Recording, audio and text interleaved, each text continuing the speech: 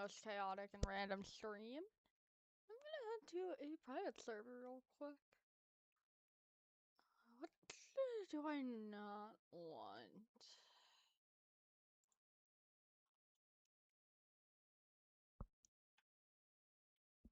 I might go and disable my private server and wake up real quick.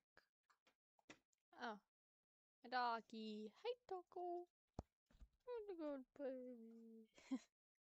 Yeah, now I'm going insane. Bloof.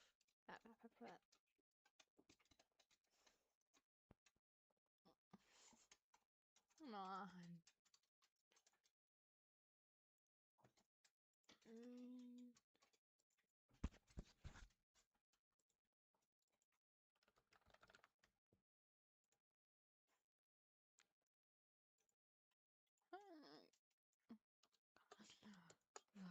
Three.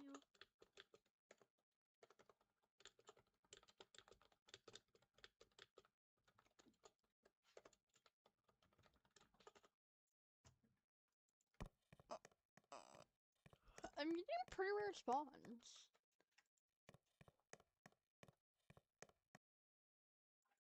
Oh, wait, my clock is lots of 3 seconds, not 1 millisecond.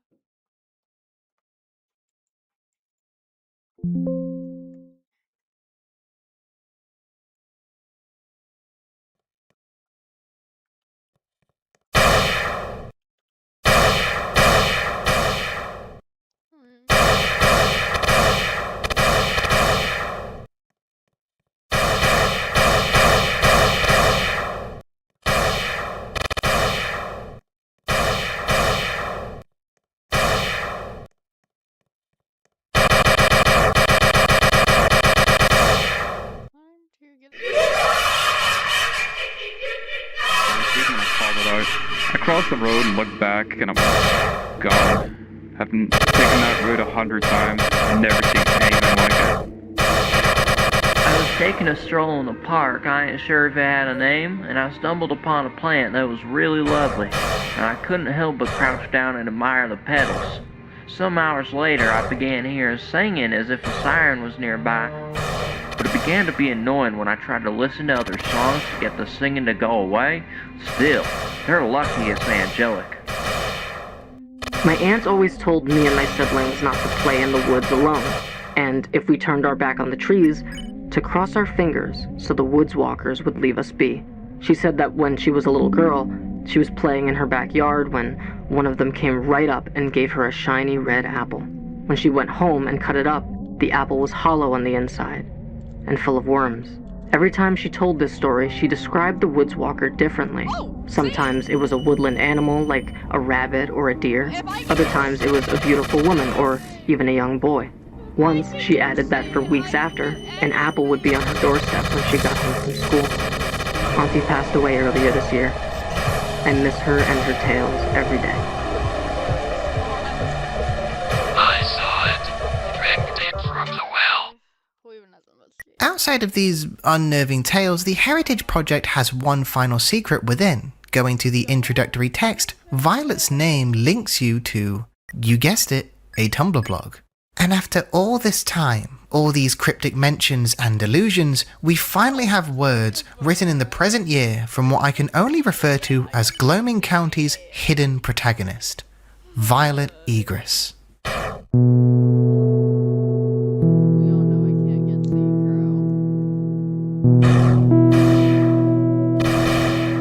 This is Violet Egress. She's a 21-year-old artist and university dropout who is, as she puts it, documenting various findings as I wander my beautifully bizarre hometown. The posts on her blog begin all the way back in January, and in terms of the external sources we've been carted around via the Gloaming website, it is by far the most in-depth. Her first writings start out as a chronicling of her trip back to Gloaming after a less than smooth time at college, and her fears about returning as she's never stepped foot in her childhood home since graduating high school. As she puts it, every time I leave this town, it seems to recede into the back of my mind like a dull, constant headache or a hazy dream. Gloaming haunts me in bits and pieces that scatter and shift until I can't remember what things were really like anymore. She reveals that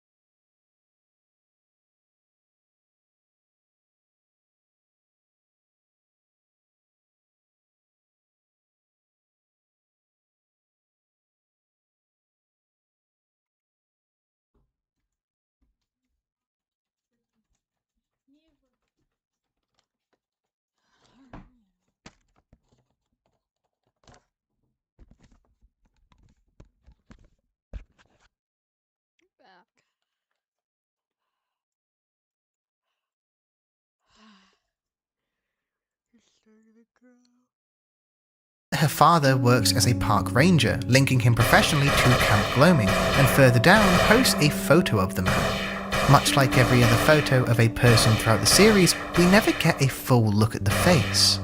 In February, Violet posts some field notes. I enjoy walking through the woods to clear my head. On this particular evening, I caught sight of two beautiful specimens that I simply had to document. Despite their unusual appearances, they did not seem to be hindered in movement or behaviour. Edit, I did some digging. Gloaming's white-tailed deer population fell to undocumentable levels in the 1980s. It has not risen since, so what exactly are these?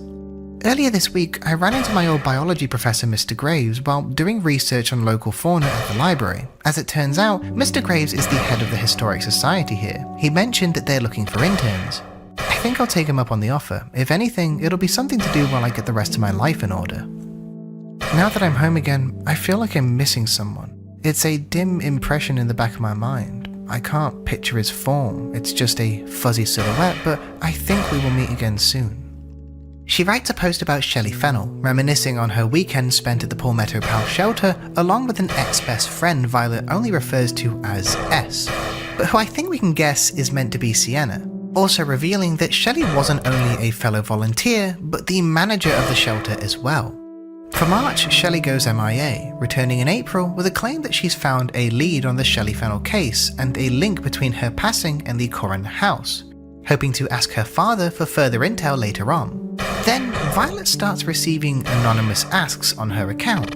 The first one of these simply asks her, Can you recall anything else about the person you mentioned in tracks? Does he have a name? Yes, he has a name, but I will not speak or write it. He wouldn't like that very much. I will instead try to spell it out. I need to be careful. I feel that he is still watching from the edge of the wood. Attached to the post is two photos, a photo of a fig and a photo of an arm with an arrow jutting out of it. Fig, arrow, Figaro, Figaro. The woman in white, the knowing shapeshifter waiting in the corner to offer you an apple filled with worms. The being who'll return time and time again for you to take its hand. The creature that we have seen pulling string after string when it comes to the supernatural forces behind Gloaming County. It's his, her, their name is Figaro. And Figaro has taken a keen interest in our dear Violet. In May, Violet learns of the body found in the Weaver Woods Trail and posts about it, underneath adding a postscript. Are my blogs coming through alright? I feel like I've been posting into the void, or that Gloaming's already spotty net connection is somehow eating away at my words, scrambling them before they can escape into the World Wide Web. If you're still here, shoot me a message or an ask. Say something, please. I need to know I'm not alone in this. As I sit here digitizing old tapes and sifting through our still sparse information on Shelley's case and the involvement of Redacted, feeling all but useless, I am struck with an odd familiar notion. A woman who slipped away in a single night, finding a place here in Gloaming, only to disappear at the edge of the woods, first searched for, then mourned, then quickly forgotten as folks get on with their lives. I only know one thing for certain. This has happened before. I have been here before. Some might call it deja vu, I call it a circular story. The same play with different costumes. I only hope to know my lines a little better this time around. Then, just in time to quell the loneliness, Violet gets a question. Hi Vi, just wanted to let you know that your posts are still coming through and they seem to look normal, whatever normal is. I'm confused though. Sometimes it seems like you're talking about Shelley, but sometimes it seems like someone else. Did another woman go missing in Gloaming? Yes, most of my strongest memories of her are from when I was a small child. Dad barely mentions her these days, but sometimes when he's out working late or putting in extra hours at the nature reserve, I wonder if he's still looking for her. I'm talking about my mother, of course. Violet, is your YouTube account at Violet Egress? It only has one video on there and it's kind of strange. What? I don't have a YouTube account, or I shouldn't. Hold on, I need to Google something now. I did not upload that video. I'm actually so unsettled right now. That account is attached to my old email, but I can't get into it anymore. That isn't me. So we now know how Violet can be so seemingly normal on her blog, yet so cryptic and strange on other platforms. It's because this isn't her. But that begs the question of who it is. We close out May with yet another bombshell. Recently, I got this message from a follower of mine. You and Sienna's old blog got hacked or something, not really sure. There's a bunch of weird stuff posted about you. I'm pretty sure it's him, if you know what I mean. Does Sienna know about this? In Albion, no matter where you go or what you do, your mount will accompany you on your journey. Perhaps you'll pick the ox, a merchant. I managed to scrape up the old password again, and sure enough, it's been corrupted by him. The whole thing reminds me a bit of how Shelley's personal blog started to look just before she disappeared. The person who sent me this info said S was hiding part of our old blog's passwords in her Instagram posts. I don't get why she would want to draw attention to some silly art webpage from when we were kids. Was she hoping I would find it eventually?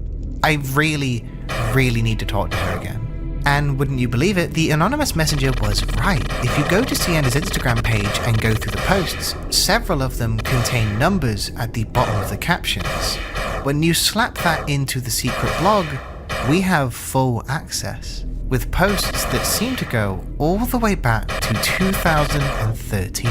The blog mostly consists of charming little drawings posted by the dynamic duo, but there's immediately a couple of new revelations, such as the chat page on the blog being the true origin of the hijacked chat showcased on the Gloaming website. And when you check the About page, who else but Winona is waiting for you? The first post on the entire blog is a string of wingdings that translate to Ungrateful girl, you toss me aside like some plaything, yet you are so lonely. I could save you if you would let me. Power is worth the panic. From there is message after message ranting and raving to Violet. What if I told you I can quench your insatiable curiosity? And then in a post titled Violet's name over and over again, we get an image paired with the word void spammed underneath it. Beneath the destruction of the spam, there is another message hidden behind it. Where, oh where, has your poor mother gone? Heading back to Violet's blog, in June she posts about the package the Historical Society received, along with an update when Shelley Fennell is found at the Weaver Woods Trail. Then a question. Who is Winona? That's personal. Underneath her response, there are several low-quality images of moths and what looks like inverted eyes. On several of the images there are hidden letters, which you can use to spell out mother. Another piece in the ever-growing puzzle that is Gloaming County. Winona is Violet's mother, and she too seems to have a highly important role to play in this performance. Why do you censor S's name, but not Kane or Shelley? Kane plasters his name all over the internet anyway. I doubt he'd be bothered by some more publicity. It's important to preserve Shelley's memory. If we stop saying her name, I'm afraid it'll feel like she never existed at all. Wait, who the fuck is Kane? Well, Kane Mosney is a journalist in Gloaming who writes for the newspaper we've seen all those clippings of. All of which being pieces he has written and who also has ties to Violet and Sienna. How do I know this? Because if you go to the Palmetto Pals shelter page on the Gloaming website and head to the comments page, Kane has left a little comment, a link to another fucking Tumblr blog! Luckily for us, this one seems to mostly act as more world building, town gossip and other more light-hearted stuff to flesh out the world we're peeking into. The posts date all the way back to 2021, further proving just how fucking dedicated the creators of this series are. Heading back again to Violet's blog, she posts about how, since opening the package sent to the Historical Society, she's felt watched. It seems that everywhere she goes, she sees the same faces, specifically Sheriff Nelson. At a cafe, at the post office, even in her own home talking with her father, Sheriff Nelson is always around. In August, an anonymous user asks how she's holding up after the upload of the Camp Gloaming tape to the YouTube channel, which in case you forgot, I don't blame you if you did, it was a while ago, ended with someone directly addressing Violet and telling her to meet them in the woods. I've barely left my room. All I do is pace, draw, journal, lie down and pace some more. What I can't work out is how someone in 1989 could have left a message for me, given that the recording predates my birth. It could be a funny coincidence, a little Easter egg left in the tape for some other Violet, or someone could have tampered with the tape recently. Which brings me to S. Sure, we don't have the closest relationship anymore, but why should I give up my trust in her? In our recent meetings, she has given no indication of bad intent. I'll confront S about the weird hyperlinks on the county website. I'll finally show her our old blog archives. I need a straight answer. Alongside the digitization project, I have been working with Lawrence to catalogue folklore and superstitions from around Gloaming. Here is one entry which I find fascinating. There are places in Gloaming that are fuzzy around the edges, particularly those which have fallen into disrepair. Entering one of these zones feels like swimming into a cold spot at the lake. You won't know until you're in it. This is a time slip. Like quicksand, time slips drag the world down, down, down towards a center point, the outer ring, where time moves slowest. To escape, you must retrace your steps exactly, pushing against the current. You must keep going no matter how slow your progress appears. Only then will you make it out. If you slip all the way into the center and lose your way,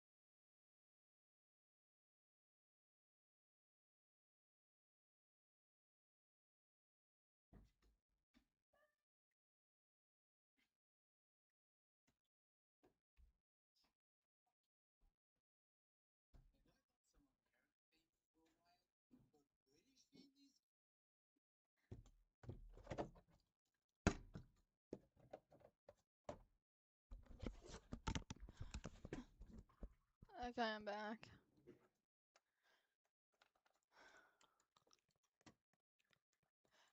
Apologies for how long that took. You could become trapped indefinitely.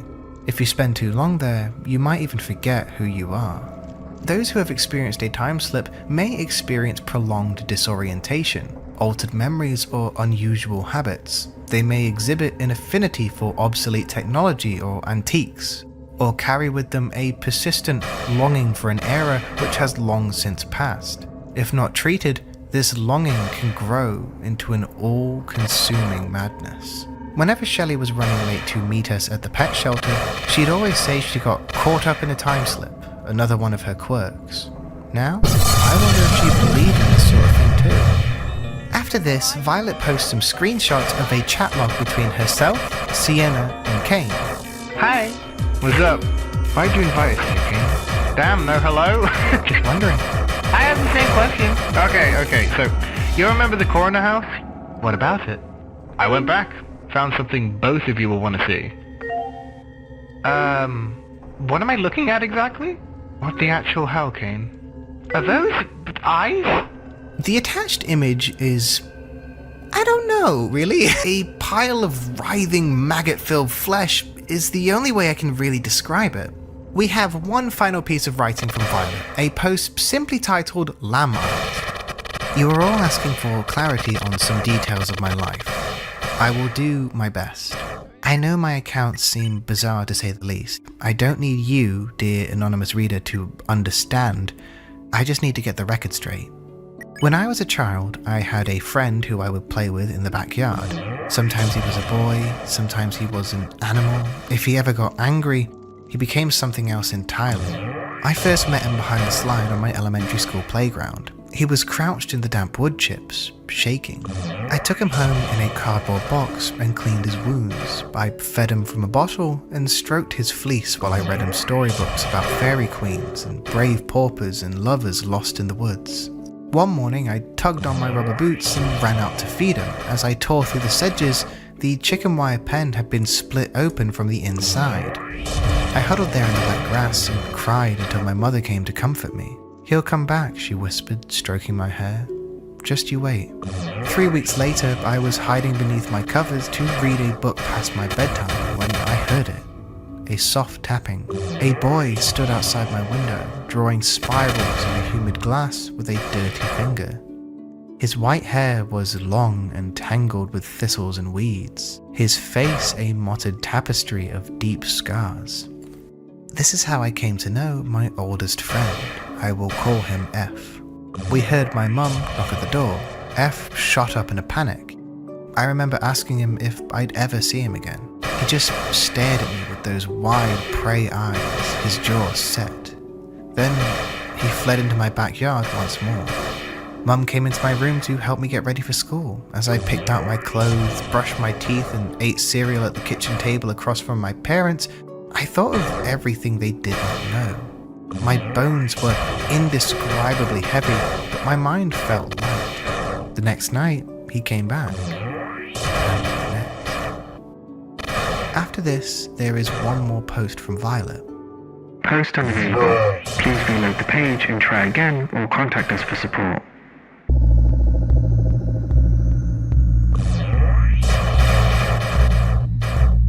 So, now that I have spent the last however many minutes throwing information and curveballs at you, what on earth is it all? What is gloaming? What are the dear things? Who is Figaro? What is going on with Violet, Kane, Sienna, Randy, Sam, Fred Figglehorn? Because he's a key to us. What's the deal?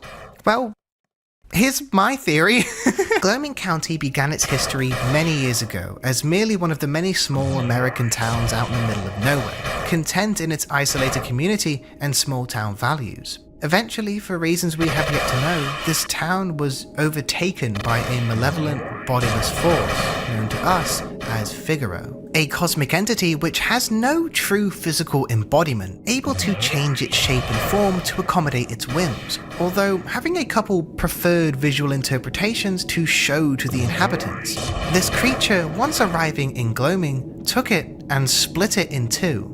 Gloaming is a place both inside and outside of time. You can enter it, you can see it on a map, but it is disconnected from our world, sunken into its own pocket, its own time slip. It has remained for the rest of us just tangible enough to be able to acknowledge its presence when surrounded by it, but once you are away from it, it falls from your memory. Gloaming is only alive in the memories of those who live there and those who surround it. Once placing the town into this cosmic limbo, this other world, Figaro began to feed on the inhabitants, infesting their minds with dreams that slowly but surely ramp up in intensity, using trickery to deceive them and treating the town as his own personal playground. In the down page for the website, the images there all point to this one idea. The background image is an artwork based on the fairy tale The Wolf and the Seven Kids, in which a wolf uses honey and medicine to trick a group of children into believing the wolf is their mother so they will let him in, only for the wolf to devour all but one of the children. The other fairy tales represented are The Unseen Bridegroom, in which a princess named Anima finds a portal to another world where she meets and marries a man whose face she can never truly see, and the other from Galish, a tale of an Irish peasant who saves a princess from a cruel fate.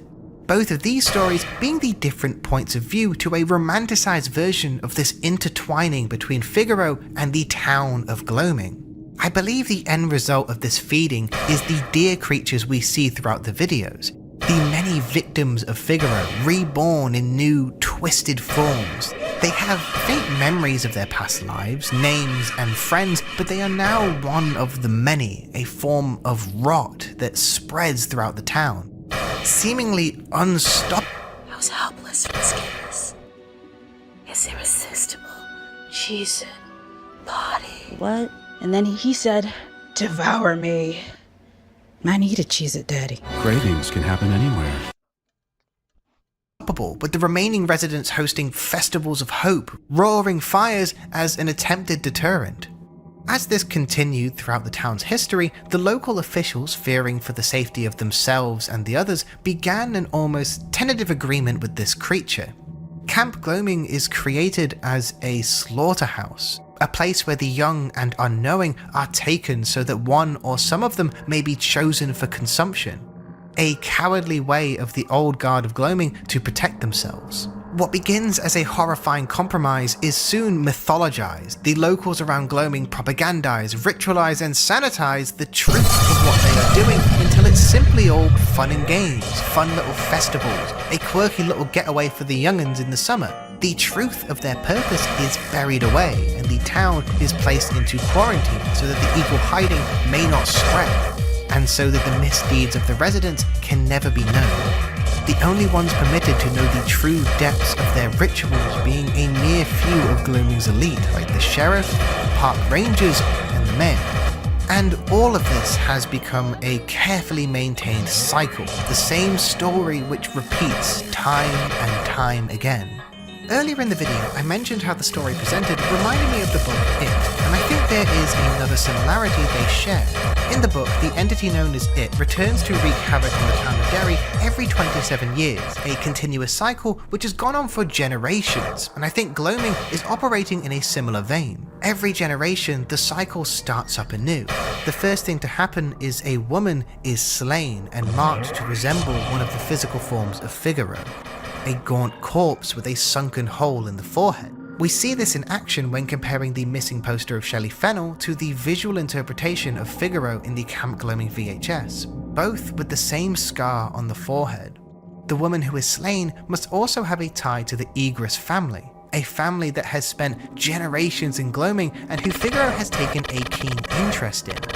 The cycle before this current one, the woman to be slain is most likely Violet's mother, Winona Egress, a woman deeply involved with the nature side of Gloaming and who has achieved an almost mythical status amongst the locals after her disappearance, with this cycle choosing to claim Shelley Fennell thanks to her connection with Violet through the Palmetto Pals shelter. The reason that Figaro seems to take such an interest in the Egress family is that they are naturally born investigators, always looking for the truth of what is going on around them. The comments and hidden messages from the Scribe YouTube channel hints towards this. Oh, egresses, forever falling down rabbit holes of their own design. A tragic flaw, but entertaining nonetheless. Again and again and again. How many times must we tell this story? We both know how it ends. It seems that the egresses have always had a desire to know the true inner workings of gloaming, and Figaro has always used that desire to his advantage. You see, this is all a game to him. He's been deeply intertwined into the family for a long time, feeding on that curiosity to kill the cat. Every time a new egress is born into the town, they just become an inevitable part of the new cycle. Figaro is transferred from their parents to them during childhood and stays with them until the next generation comes around. And Violet is no different. She was born to the same cycle. Figaro became enamored like the generation before, and he watched her every moment. But where Violet differed is that she left.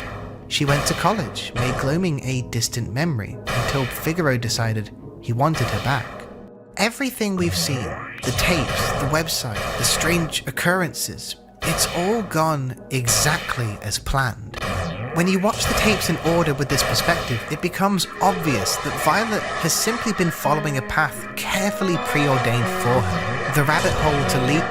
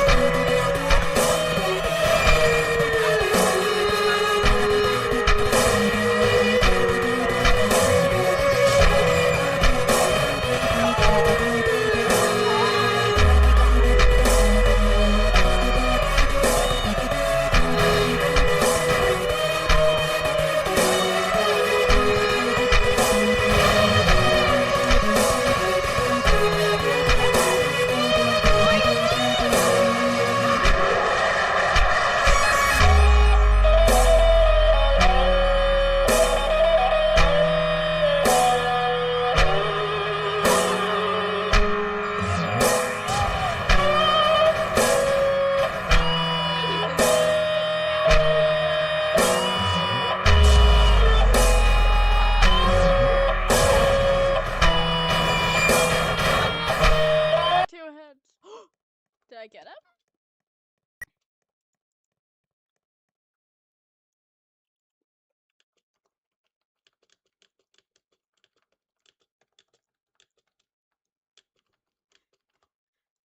What was that? Please, I need answers. That's so ungodly, unbalanced. Lead her to the magical man whose face we can never truly see. She returns to the town after college, and right as she does, the cycle begins. The death of Shelley Fennell occurs, spurring Violet into diving headfirst into her own investigation. And like magic, every tape she finds seems to have some dark secret laid out plain as day within it. The officials, Randy, Mayor Mallowwater, they're freaking out. They think that someone is trying to spread their secrets, but it's all according to plan. The videos become more and more painfully obvious until the Camp Gloaming tape, where the facade is fully dropped. Figaro uses the opportunity, now that Violet is fully and utterly consumed by her search for answers, to get her alone in the woods. As Violet is chosen, and once he's fixated on someone, all the locals can do is wait out and help things along. The sheriff, the mayor, even Violet's own friends are all at the whim of their watcher in the night, pushing along the cycle to become complete again. As Violet is led down, down, ever downward, through a corpse road to the other world awaiting. Say that again.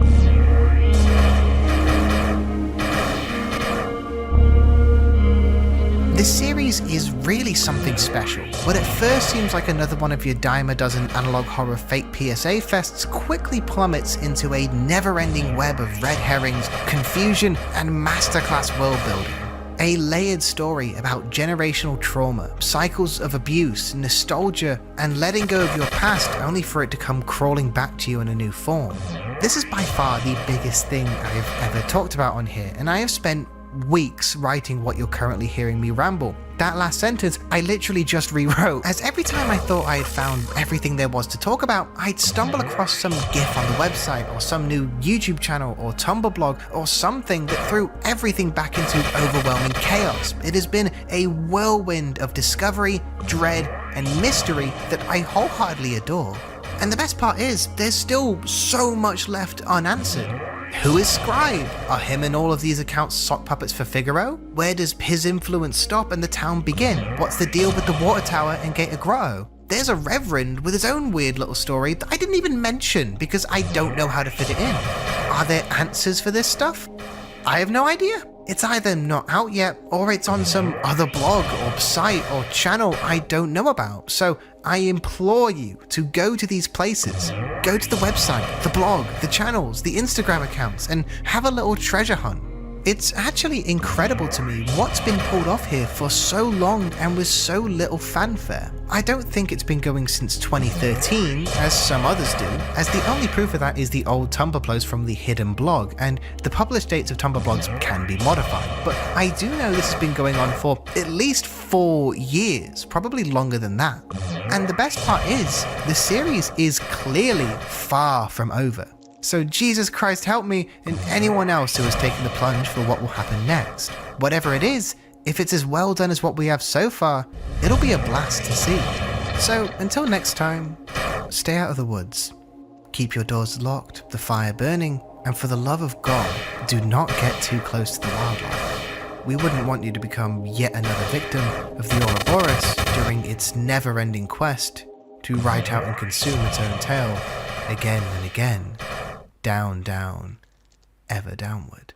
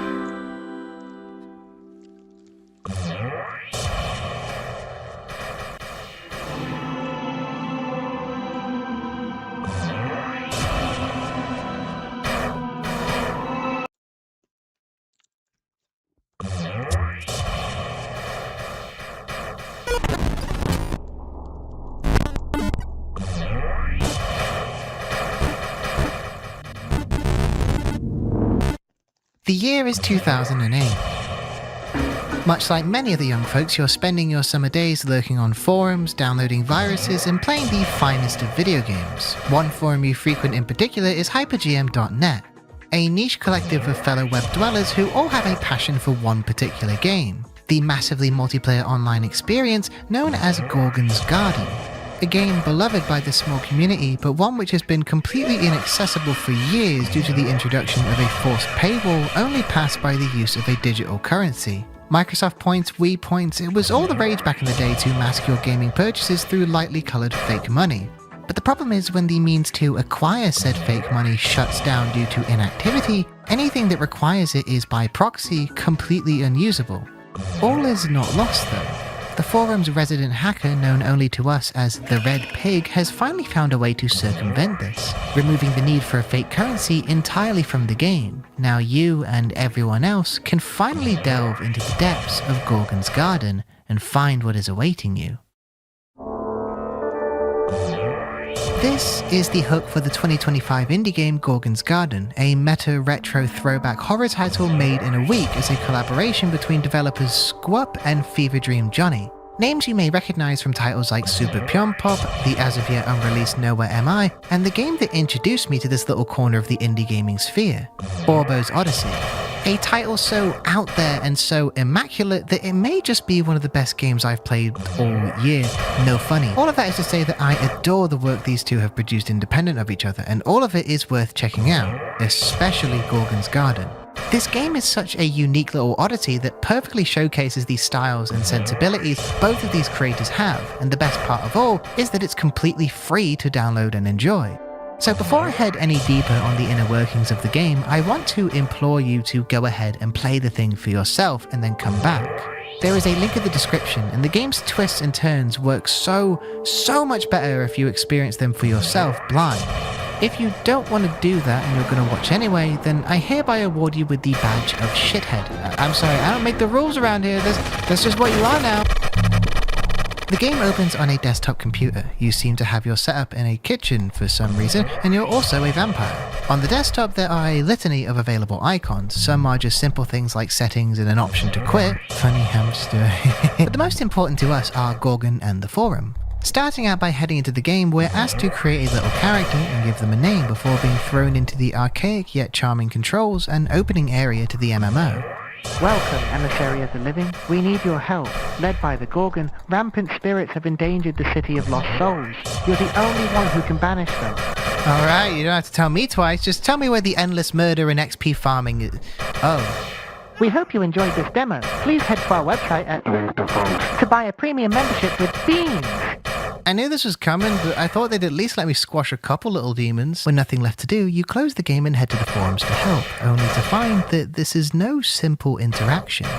The forum is fully fleshed out, really nailing the way these old communities used to operate. You've got the overly enthusiastic, the furries, the kid far too young to be there, the older one that takes himself way too seriously, the illiterate. There is a lot written here, many of the posts even featuring files you can download and view for extra immersion, amongst other things. Free curses for everyone! And it's all perfectly offbeat and genuinely funny.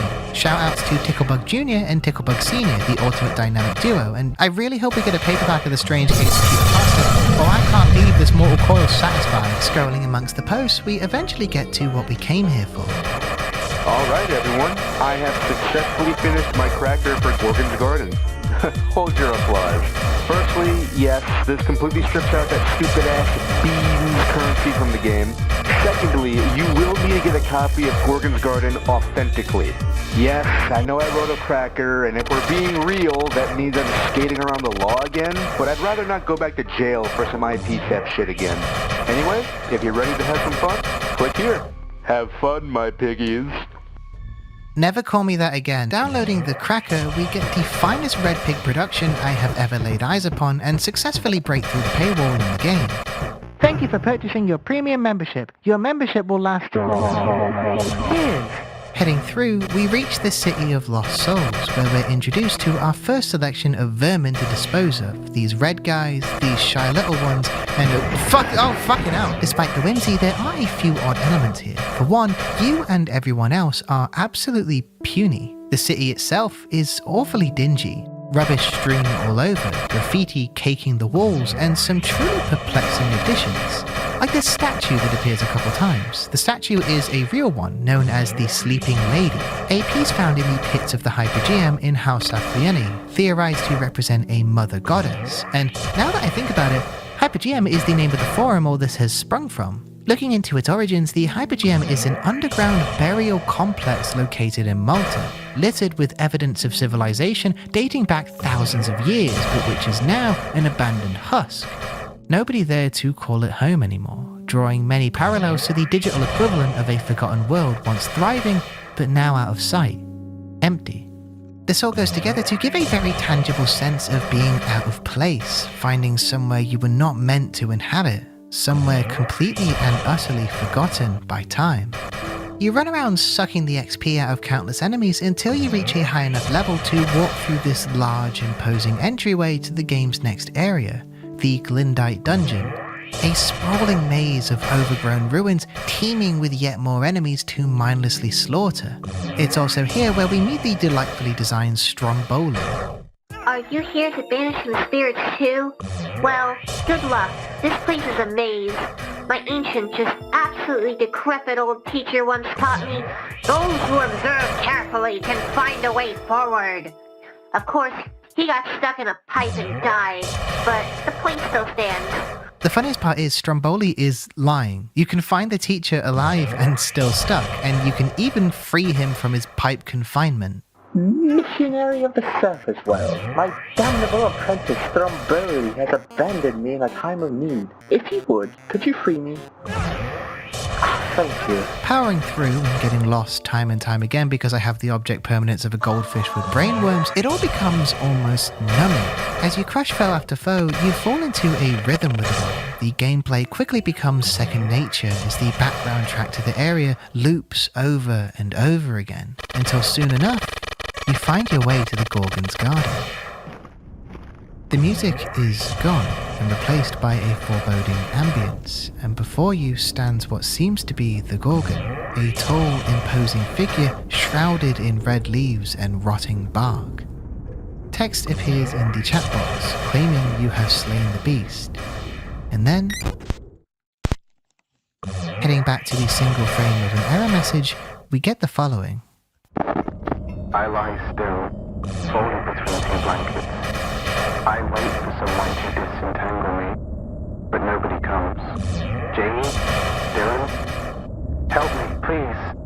So much water is pouring in, smothering me. I get the blanket off my face, but I can't see anything. A pinprick of something darker than dark carved through. Reopening the game, we are in a new area, Skygrave. An island floating in a dark blue void coated in gigantic eyes, watching you. Even with the Gorgon slain, her spirit remains, influencing the minds of lesser souls. A sacred is needed to put an end to the curse once and for all. The island seems to stretch out further, but we are blocked off, prompted for a password. It seems like this is it.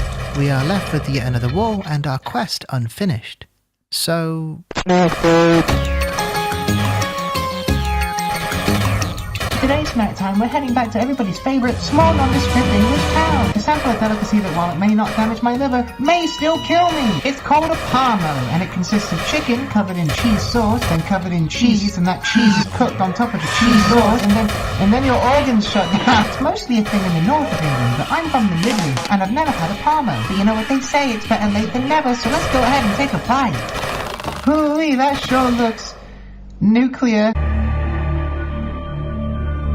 I think I'm 35 now. After trying and failing to consume the parmo and somehow surviving the whole endeavor, I've got to say, it was pretty good. Not that I'd ever have one again, because I kind of like living. At the moment. But I'd still give it 4.75 reform voters out of 5. Here's to snack time, and here's to 2025. Join me next time when I find a new rock bottom 3 times lower than the one I thought I had. I guess it's time to head to the forum. So I used the Cracker TRP uploaded yesterday. Worked really good, but I noticed after grinding for a few hours to get to the Skygrave that there's this big effing door now? Red Pig, did you add this? Yes. So the developers were facing some backlash over the whole microtransactions thing and decided to be dicks and make it impossible to progress through Skygrave unless you ask them for a code. I suppose there's no harm in going for a treasure hunt though. Maybe we can find an answer somewhere? You don't do this for a second, don't be coy. I'm as big of a fan of ENGs as the next person, but I'm not gonna lie, I'm not a fan of this mate. green, blue, red, blue, pink, green, pink, blue, red, pink. Eh? What are you on about? I'm seeing colors when I close my eye. It turns out, underneath every post by the Red Pig is a link to his own personal website. Upon opening it, it seems like nothing more than a pounding barrage of horrible noise and flailing gifs, and that's what I thought at first too. But going back to the animation show's vision, the colours they talk about match the colours of the gifs on the pig's website. And when punching them in the correct order, a new file is added to the desktop. Opening it gives us... I guess we have our password, blanket. A word referenced in that single frame command line window, tying the post, the pig, and the password directly to whatever this is. Heading back to the game, we are allowed through to the rest of Skygrave, where we immediately begin the loop of killing silly little guys and farming XP, as if trying to put you at ease, saying, forget about that other stuff. Blankets? Hey, just kill these things, or your level went up. Yet despite the new characters, the numerous graves with funny little epitaphs, it only takes a turn to the skies and a glimpse of the ominous molten red planet in the distance to put you right back in the headspace of the room with the Gorgon. No matter what the game tries to tell you, things are fundamentally different now. You've stared too deeply into the depths of the garden, and now you can only plunge deeper. Eventually, after battling your way through the horde, you finally find the sacred pin. Arm yourself with the sacred code, blanketed in the tears of the Watchers, and free this world. There's that word again. Ever present, ever reminding you of itself. Walking up the altar amongst a circle of giant graves, the game flips out, sounding almost as if screaming at you for your decision. It crashes, and you see a wallpaper has been changed to a floating dismembered arm in a void of faces. The arm giving context to the magic word text document. What seemed like a red smear of pixels is now clearly a recreation of this arm, as if taunting you. Reopening the game, a number of changes have occurred.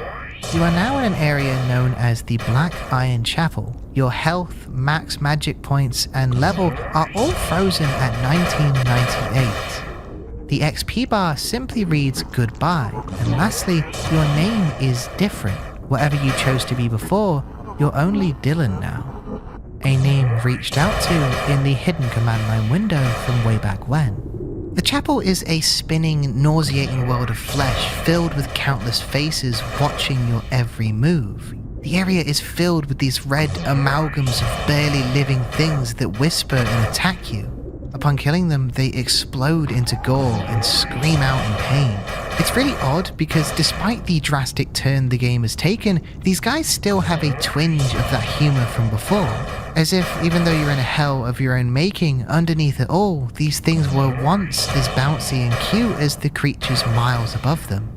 You eventually make it out of this area, only to be jump scared by cool-ass free cursing. You trudge on until making it to the Field of Dreams. Before you is what looks like a gigantic, all-seeing dark red eye, or at least a monument of one. In front of it, countless statues of hands grabbing at a sky they will never reach. In the center of the area is a large, empty gateway to nothing, and a gravestone. Blanketed in shadow, the temple only shows itself to those who recede into it. It took me an embarrassing amount of time to realize that this is literal. The next level only becomes accessible if you walk backwards into the gateway, if you recede into it, which in all fairness is an incredibly cool visual, another of the many this game has. Don't ask me how long it took me to figure out. There's actually a really funny hint you can find on the forum by the animation show. I don't know how this kid knows everything, but god damn, can that boy work pivot stick figure anime. Also, I just want to mention that this whole game, there's the reflection of the room you're in, and this part right here, this weird ass blob looks ever so slightly like a really weird puffed out face, and it kept catching me off guard the whole time. No idea if that was intentional or if I'm starting to lose it, but kudos to it either way. After receding through the gateway, we enter underneath, a never-ending wide field with distant mountains. Chat messages quickly begin appearing in the corner. Nerves are dying. Soon the arm cannot be reattached. Remaining time until cell death. 10 seconds. 9, 8, 7, 5, 4, 1, 0. The Minotaur stalks the labyrinth.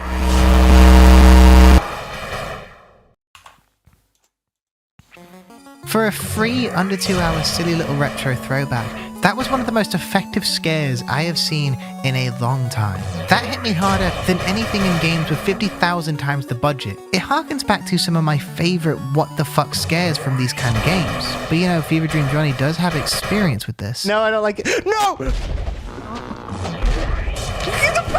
Heading back to the game, you're now in a place called Hometown. The layout is similar to the City of Lost Souls, although heavily distorted and warped. And after all this time, another player joins, the Red Pig, finally dropping the veil. I'm glad I could finally reach out to you. In my own way, I guess. It's unbelievable. It had to come to this. First you cut me out of your life, then I tried to reach out to you online, and you pushed me away there too. So eventually, the game was all I had left. The only place I knew you wouldn't expect me. I could never believe you abandoning me like that. Forced me to explain to my mom and dad what happened to Kyle. You're a fucking coward, you know that?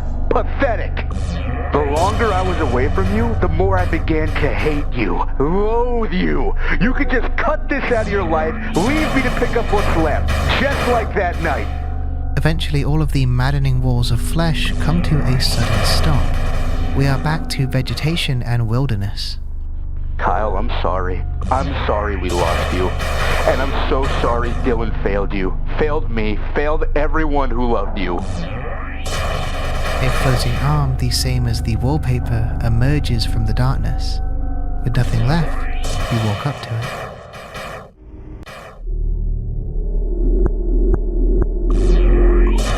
The game crashes one final time. Heading back in, the player is placed in a black void. Shooting out magic reveals that there are walls. You are trapped in a small box. Forever. Going to the forum, there are a couple last secrets to find. There's a post titled "Wish You Were Here" under the blanket, obscured in a glitched mess. The post is a wall of random numbers, even further distorted, and the replies are in line with this community. Oh, I've seen this. There's a link on the post. Clicking it downloads a file simply titled 1998. Opening it reveals a photo of an arm amongst a mess of red and black chicken scratch.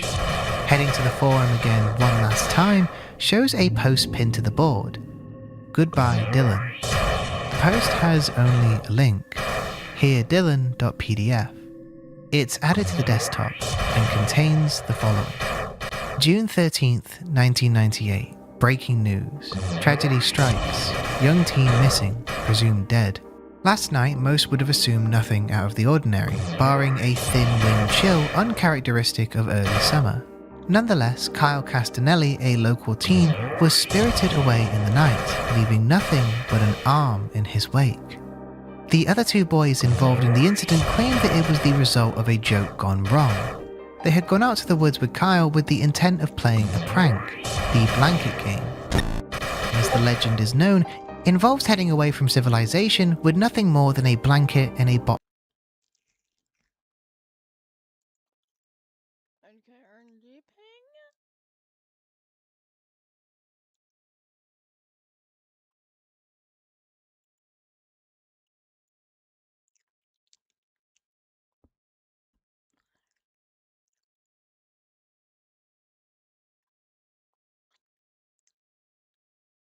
Where's the challenges at? I forget.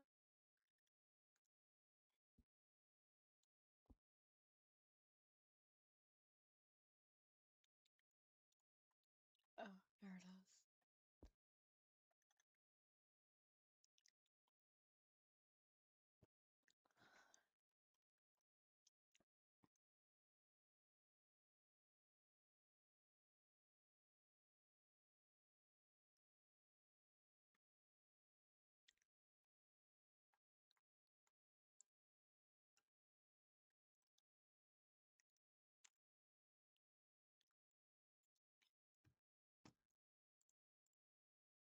Bottle of water, and under the right circumstances claims that once the game is done, the recipient will be whisked away to places unknown.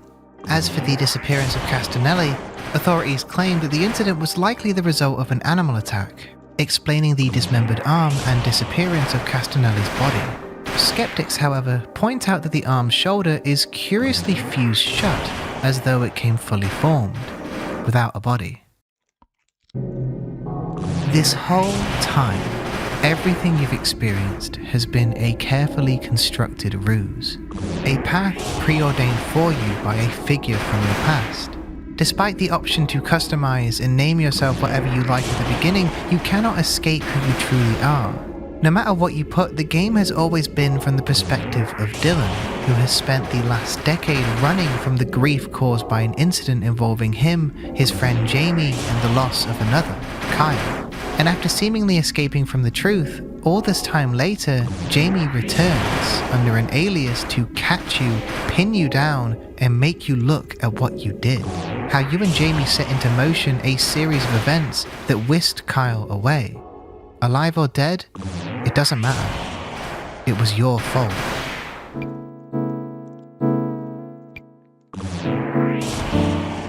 This game is fucking awesome. It manages to take the tropes of the recent litany of this game I found projects and subvert them effortlessly. In the first half of the game, it seems painfully obvious that the whole thing is going to devolve into the whole soul trapped in the confines of an abandoned game thing as per usual with something like this. But then the abrupt, absolute gut punch of an ending completely recontextualizes everything you saw previous to it. The strange occurrences, these single-frame blips, and increasingly blatant hints as to what Dylan has been desperately trying to move on from. It's no ghost, it's just Jamie. A man tormented with guilt and rage, fucking with you and rubbing your nose in what he sees as your fault. A really down-to-earth and grounded direction to take this kind of story. Not that the whole thing is lacking in supernatural elements, the newspaper article at the end and the vagueness of Jamie's statements point to a potentially otherworldly fate for our dear Kyle. And the best part is the complete and utter lack of resolution. The game presents a story that bathes in mystery until right at the very end, where it seems to completely clarify itself, but it doesn't. It leaves behind enough nagging oddities and questions to plague the player's mind, a mere taste of the constant gnawing guilt eating away at Jamie for the events that transpired. And if this disappearance is potentially the result of the supernatural, then maybe this isn't as grounded as initially presented. Maybe not everything here was Jamie's doing after all. Maybe Kyle is still waiting to be found. The whole thing is just so expertly done. When I hopped into this one, I was expecting essentially a quirky and fun little proof of concept, as when you bill a game as being made in a week as one of the first things you read about it, that tempers my expectations to small scale. But the absolute masterclass of tightrope balancing between offbeat comedy, surreal world design, and soul-crushing storytelling is something that is so hard to pull off well, and when it's pulled off properly, most players won't even notice it, so I have to commend the complete nailing of it here. Frankly, I can't fucking wait to see what these two cook up next, whether it's a collaboration or whatever comes down the individual pipelines. I know that either way, I'm a fan for the foreseeable future, and when it comes to balancing the wacky with the upsetting in a world that is far, far deeper than the surface would appear, this is only a taste compared to Johnny's other projects. But that is a tale for another night. See you next year.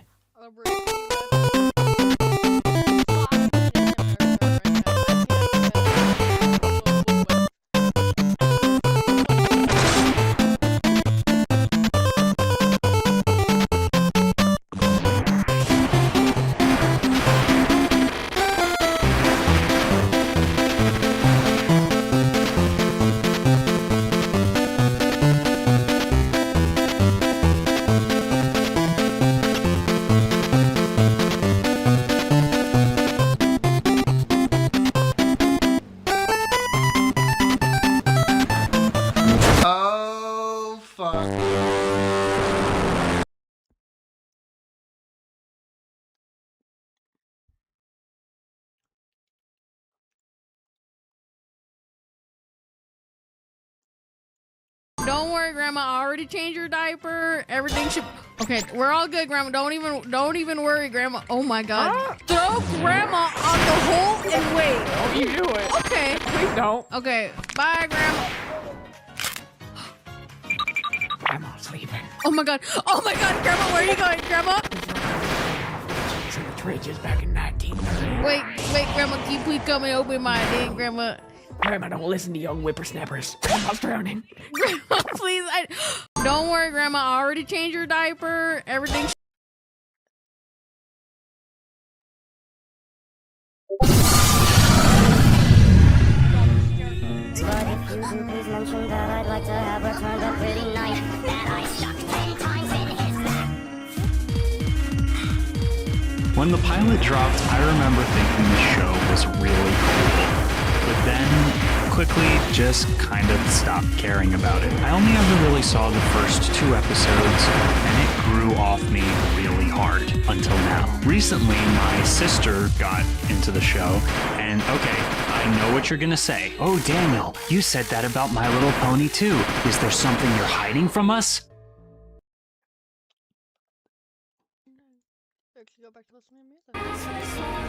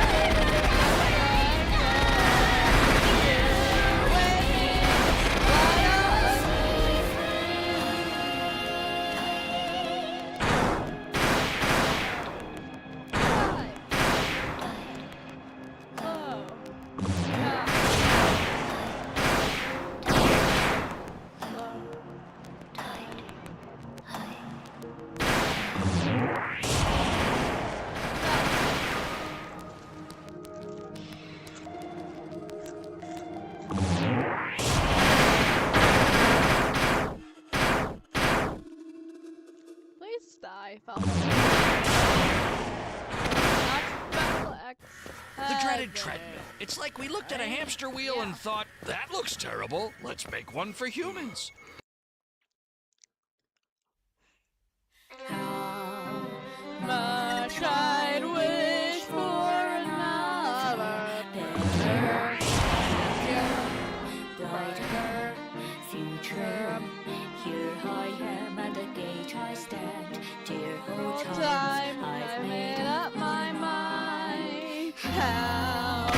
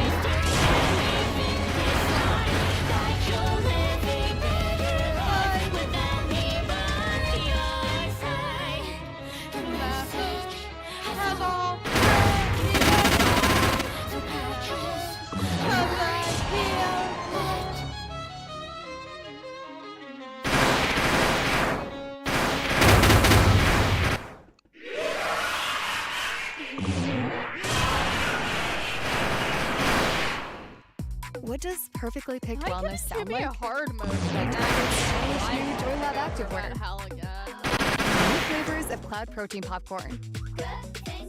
It sounds like wellness perfectly picked for you is now at Target. On the next song on my YouTube playlist.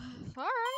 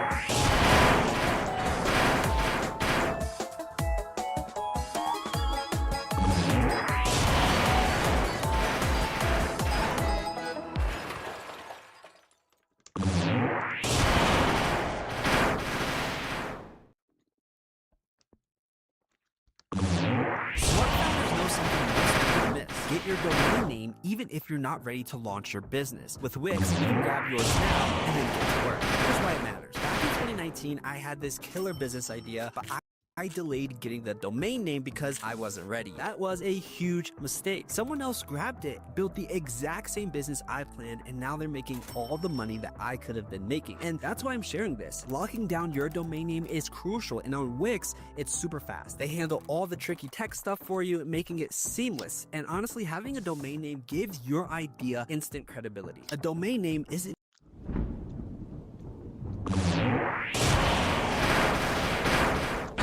That morning, just me and you, with leisure views for two. Our promises bound by sights we long outgrew. A curtain that shades a late but morning sun. A weeping window wails for this kind.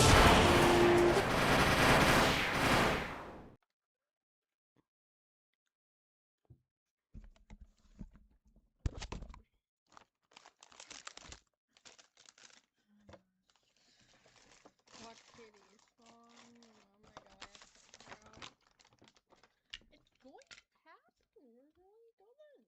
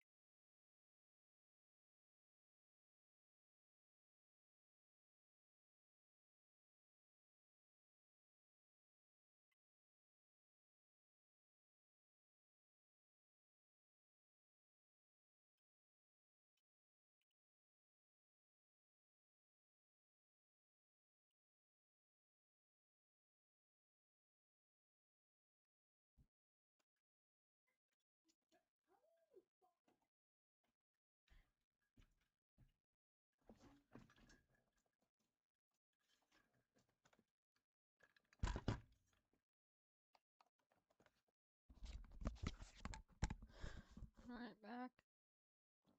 You just want attention, buddy.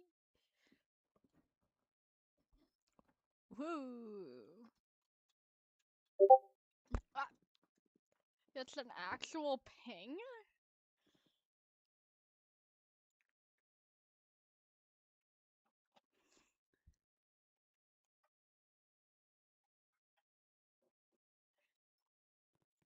I don't think I'm getting him. I don't think I would have.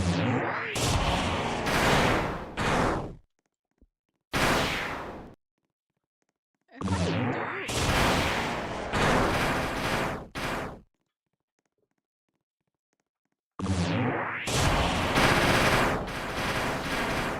No, any other globals until I check. So maybe.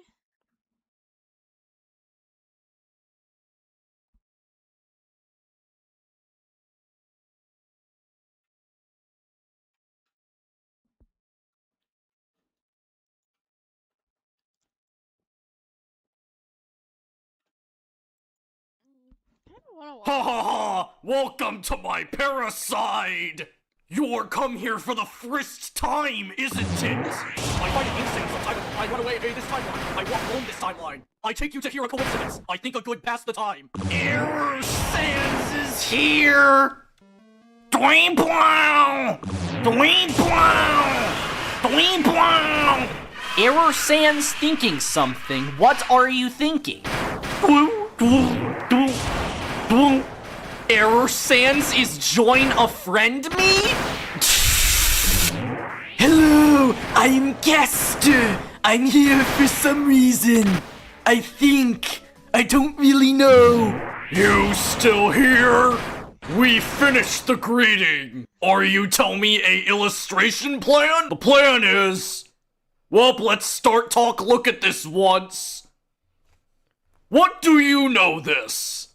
That being said, I find close to this place some. I don't know what's this. It's soul something. Come closer to it. Look at it closer, IST it. Look at it, come to closer.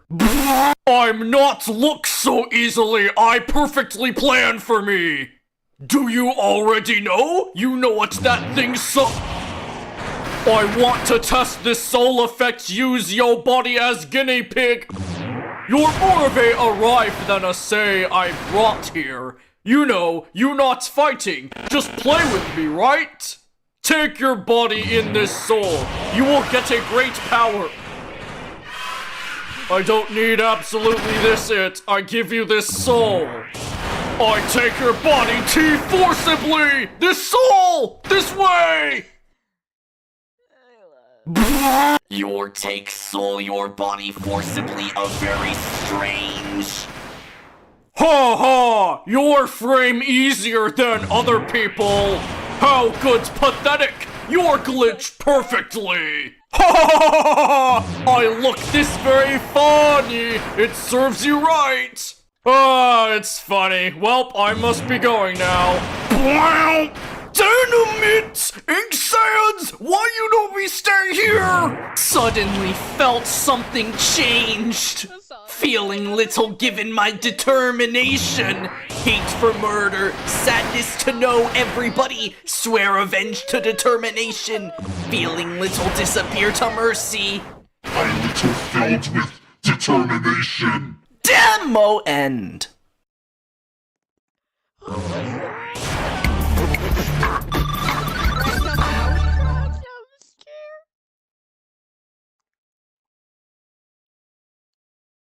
Wait, I thought you found a secret.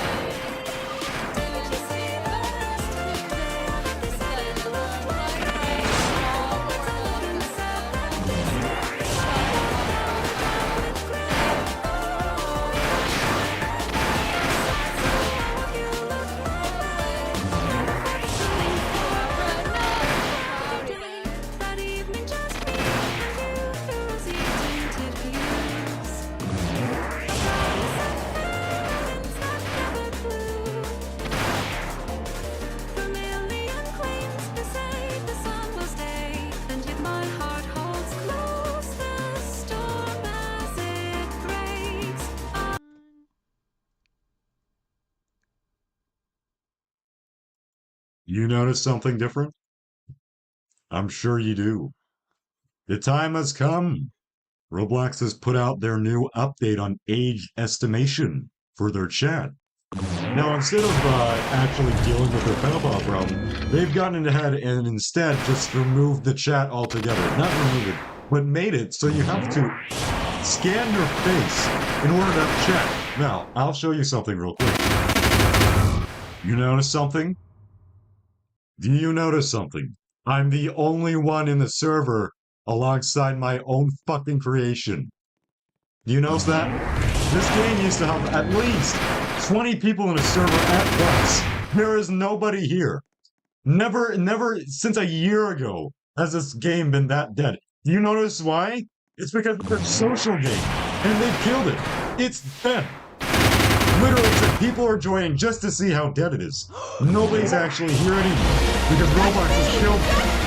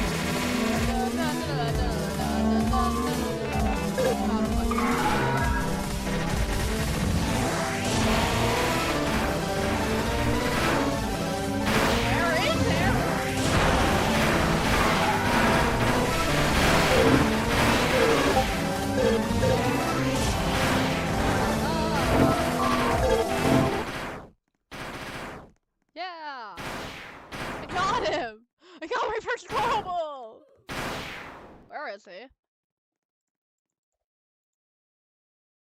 He despawned. He despawned. He fucking despawned.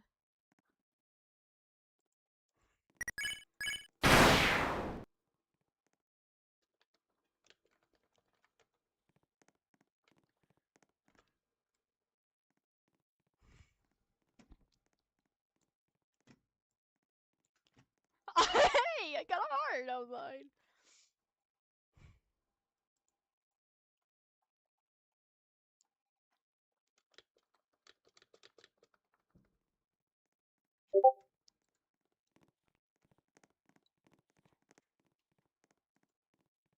Gotta ping and level up. Shut up! I gotta level up, Crow.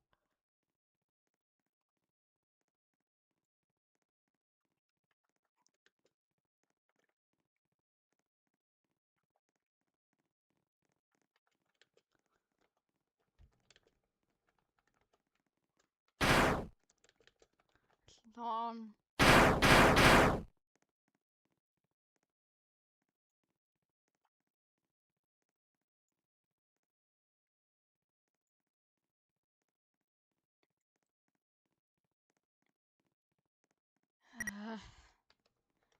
He despawned, Crow.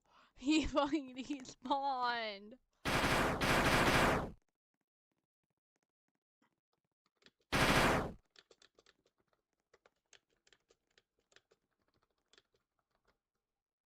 I got the puppets though, but I wanted Aaron specific.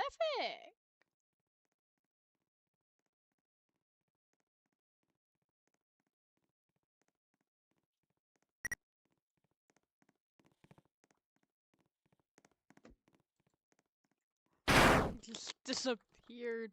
He just. He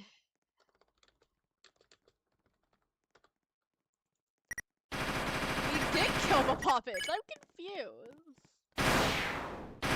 I have all free.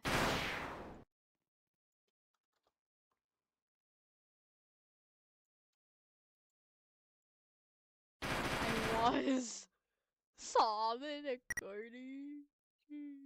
Oh, well, I mean, I have all those guys and this one now.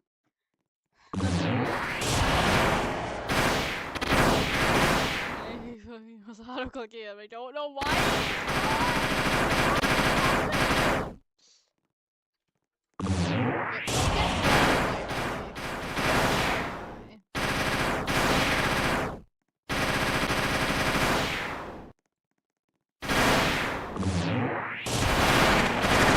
Not early. This is not Sans RNG. What am I on?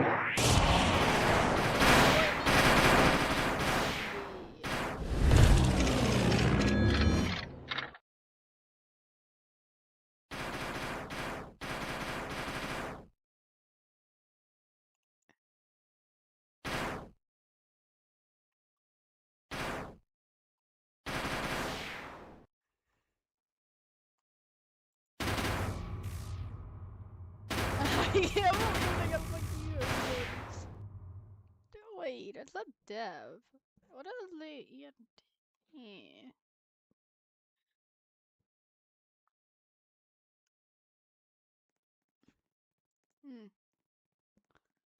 Now, who is Diego?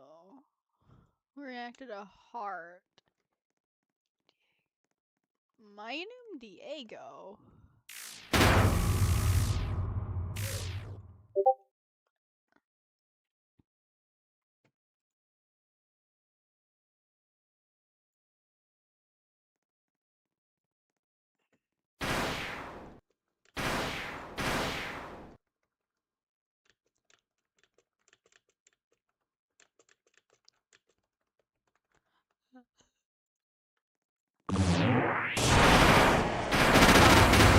Yourself all alone in a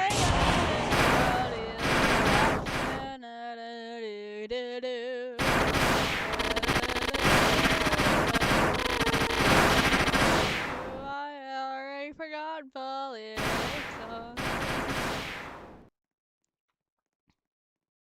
Who is Diego?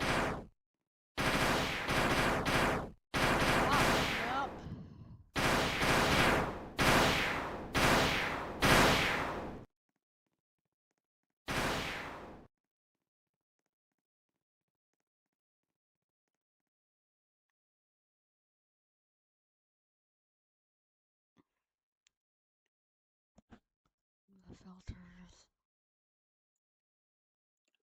Diego. I'm just gonna apply filter to that.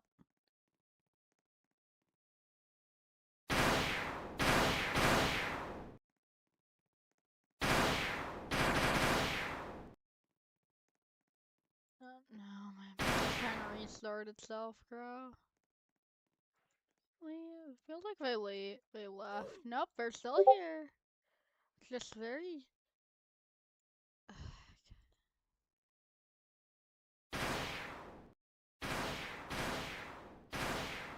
Add search filters. Diego.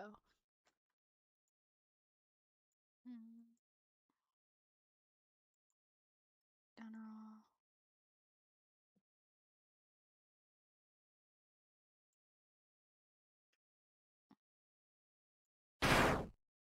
Who are you?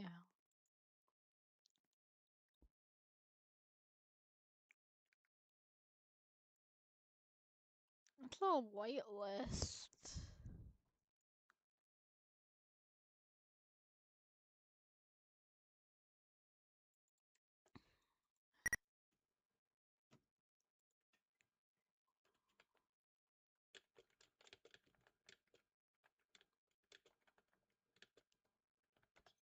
Up. Okay, they left. Yay, I get TD! Happy TD! Win the challenge!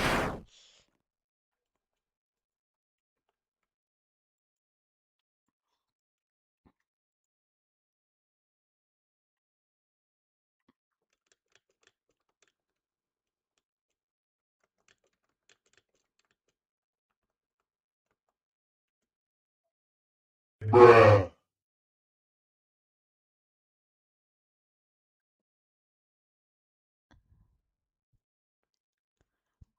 Can collect? They've killed my project. This is a project I've been working on for over a fucking year. I've been adding update after update. I've been adding social updates to this. I've added fucking weather reports to it. I've added the feature to its Python code to be able to get like the weather information from an API and send it in the fucking chat. I've done that. They've killed it. All of these updates is just to waste. It's to fucking waste. All of these updates is just wasted. Really. And it's not just my work. It's killed the project. I cannot work on this anymore. I can't add anything meaningful. I can't do it anymore. They've killed it. You remember this platform when it was powering imagination or whatever fucking thing it is? It literally it does not exist anymore. I can't work on something that I was passionate about. Because they couldn't get their shit together. Really. Yeah, the color detection still works. If you want, the game will be linked in the description. You can check out the fucking bot I've been working on for over a year. But they've completely removed all social aspects of Roblox. I'm putting that out bluntly because I shouldn't have to age verify my own fucking account to use something so basic. It's ridiculous. It's really ridiculous. If you don't know what Colorbot is, which I think most people on this channel have been like, I think most people know about what this is at this point. But if you don't know what this is, it's a bot that follows colors. It uses a Python program, only Python. It doesn't use any exploits, and it abides by the Roblox TOS. Until the update, it used to have the ability to chat. It had the ability to say, like, I guess, like, motivating stuff to people, and the ability to say the weather. But now, I have to remove it, because it's pointless now. It is pointless. It is completely pointless. They've killed it. It's really sad. It's something that my friends and I have been working on for so long, and it doesn't matter anymore, because they've killed it. They've killed it. They've killed the game that it runs in, and they've killed the project itself, because I can't add anything new to it. I can't. It's really sad, because I liked working on Colorbot. Sometimes I would feel demotivated, but honestly, at times where I felt, like, terrible, working on it was kind of like an escape. I don't know how to explain it, but it was something I was really passionate about, and they've killed it. They've fucking killed it. And do you notice something? Notice something with their stock. Immediately when it turns January 6th, their update, when they release their fucking update, their stock drops by $5, by another $4, by nearly another $4, near three, not $4, but $3. It's dipped by 10 whole dollars. It's dipped so much. Like, are you fucking kidding me? Do you not see how this was a problem? Nobody at the board meeting before they released this fucking update thought, hey man, this might be a bad idea. Like, nobody there pointed that out. And all because they couldn't get their fucking pedophile shit together. All just because of that. In a way, I guess this is a way for me to vent my frustration. Because, what is Roblox's motto again? Okay, it's not this. Powering imagination. This was what it was. This is what it was. I don't know what the fuck this is because it was never that, but powering imagination. This is what it was. I know I'm kind of like taking this so seriously, but it really is because this is a project I've been working for so long on. And they've just outright killed it. I know this isn't what you're supposed to, like, do with Roblox, but this is something I was passionate about. They've killed it. They've just killed it because they can't get their shit together. Literally just that. They have killed it.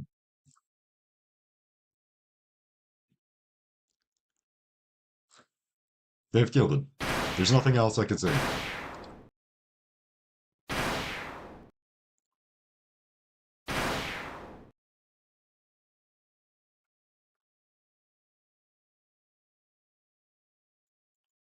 Imagine being able to build an app with your name on it, just by thinking about it.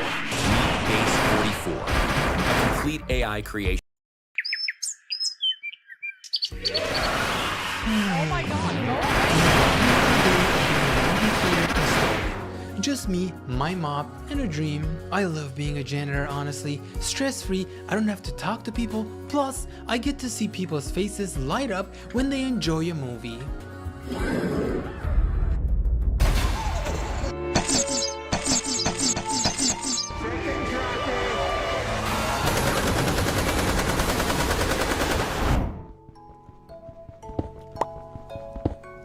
Oh hey guys, you caught me in the middle of my Minecraft session. I was actually mining for some diamonds. Yeah, I play Minecraft. Okay, I'm lying, I don't play Minecraft. I just wanted to sound cool, like with the Gen Zers, that they play Minecraft. Hey, I'm actually a Minecraft player, which I'm not. You know how you're at the airport nowadays and you actually can't say the word B-O-M-B? Bomb has been planted. You're gonna get arrested immediately. Or when you're at an anime convention. Or when you're in an anime, what a fucking word, or when you're at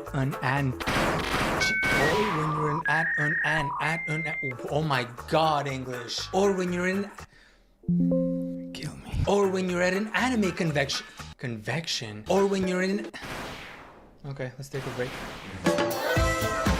Or when you're at an anime convention, you can't say the word hentai. Well now, when you're at a movie theater, you actually can't say the word chicken job. Hey, Future Lazy here, and yes, I'm in my closet, but I have something really important to say. If you're going to watch this movie, please bring an adult with you like I brought my dad with me, because allegedly someone died. It looks like someone threw a Molotov cocktail into the crowd, so please be careful if you decide to go and watch the movie. Now enjoy the video. And the worst one being where someone actually brought a chicken to the movie theater, and I feel like this whole thing was planned, not just by one person. It was at least half of the people that went to this movie theater, and I'm gonna say this is the worst one for now. Let's put that for now to the side, because yeah, it's gonna get worse than the chicken. Who brought the alive chicken? Chicken jockey! Oh my god, the poor chicken. I don't even care about the mess. It's the chicken that I actually care more for. You are my sunshine. You know what's so interesting about this chicken part that they brought to the movie theater is that you can, if you go to TikTok, you can actually find 7 different point of views of the people actually recording this, like 7 different people recording the exact moment of this chicken thing happening. Here's another point of view that I easily found. It's like they knew that it was gonna happen. Dude, that poor chicken. Wait, hold on though, because I have the 3rd POV recorded by someone even closer. I feel like there could have been another person over there, like right below him, recording it from his penis angle, like right down here.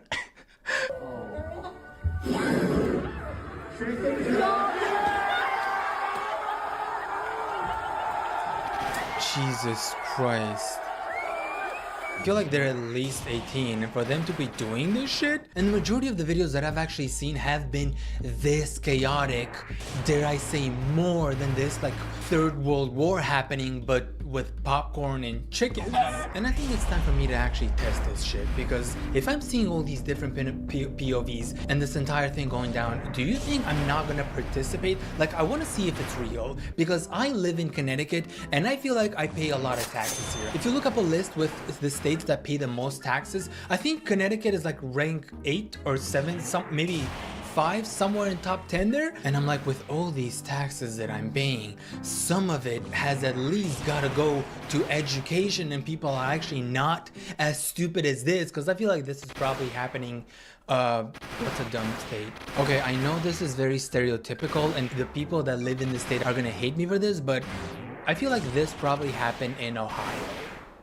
We are Ohio. In Ohio. Oh, in Ohio. So yeah, later on in this video, I'm actually gonna go to the movie theater to test this shit myself and see if it gets chaotic or if I actually happen to see a chicken. And talking about that poor chicken, there's even a sad POV of the chicken before going to the movie theater, as if this chicken was like the star of this entire thing. Like, there's so many POVs of this poor chicken. Like, I feel bad because she really was over here harassed. Like, they were showing her body without her consent in like these different angles. Like, wow, respect the chicken at least. Look at this. Oh no. And her misery and end my misery. I think I would have been way happier if they just cooked that chicken instead of like tying it. Like, oh my god, did they tie her legs there and they just left her on the floor while everyone else was just buying tickets? Dude, this is so sad that they just left her there like a piece of a KFC chicken. This would have been a lot better if you just cooked her. Make her a KFC chicken. Oh no, but this chicken does actually have a happy ending, and she actually went home safely. I think they got her from a farm, so there's news reporting, like they told me that she actually made it safe home. So at least something good came out of this, and they didn't just like, I mean, they did harass the chicken, but at least they took her back home. And surprisingly enough, which I'm actually not surprised, the Minecraft movie had a budget of 150 million, and the box office just for the first 2 weeks was, I believe, 350 million. And Snow White is squawking. I wonder how much of that money was actually just people memeing, going to the movie theater to participate in this dumb meme. Remember when I said that them going crazy and bringing a chicken was the craziest part for now? Well, now we've come to the now for now, which is the present, because that was actually in the past. If you didn't know, that's actually how time works. Like, it moves, so now it's in the current present. Noodles. And this is when people took it a step further and beyond. I sound like Captain America right now. Further and beyond. No, is that the Avengers, or is that something else? Yes, I don't know who says that. And they brought a taser, fireworks, and an actual gun at a movie theater. I wish I was joking.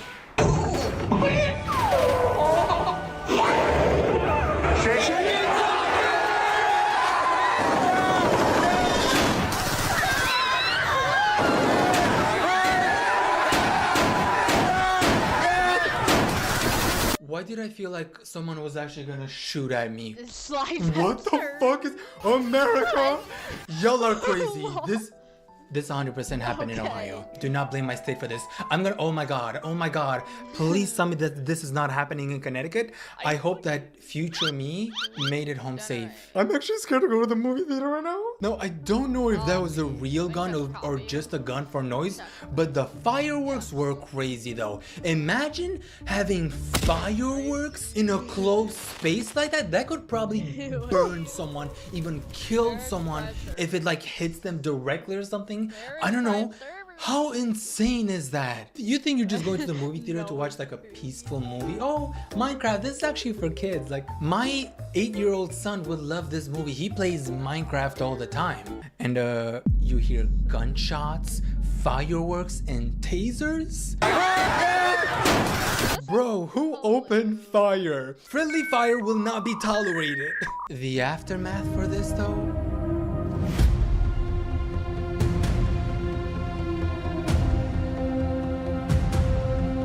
The thing is, it wasn't just the popcorn and the drinks that were being thrown out, like people were trying to make this as chaotic as possible. So they actually brought flour from home, and instead of filling up the popcorn buckets with popcorn, they filled them up with drinks to make this even more disgusting. It looks like actual hooligans were actually in these movie theaters and not civilized people that have been to school and have been allegedly educated.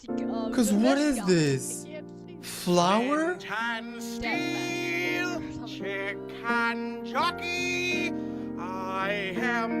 I pray for the people that have to clean this. And I heard some people say that, oh, but that's actually their job. They're being paid to clean that.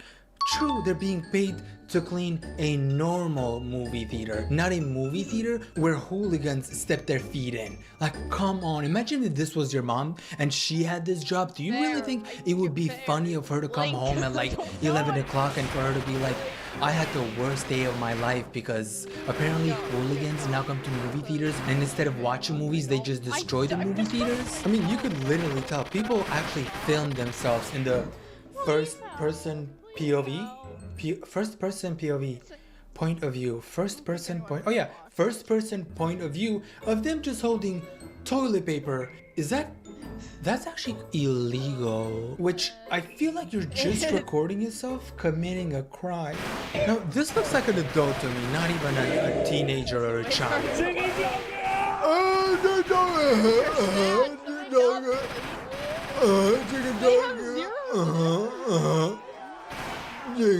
These are actually adults.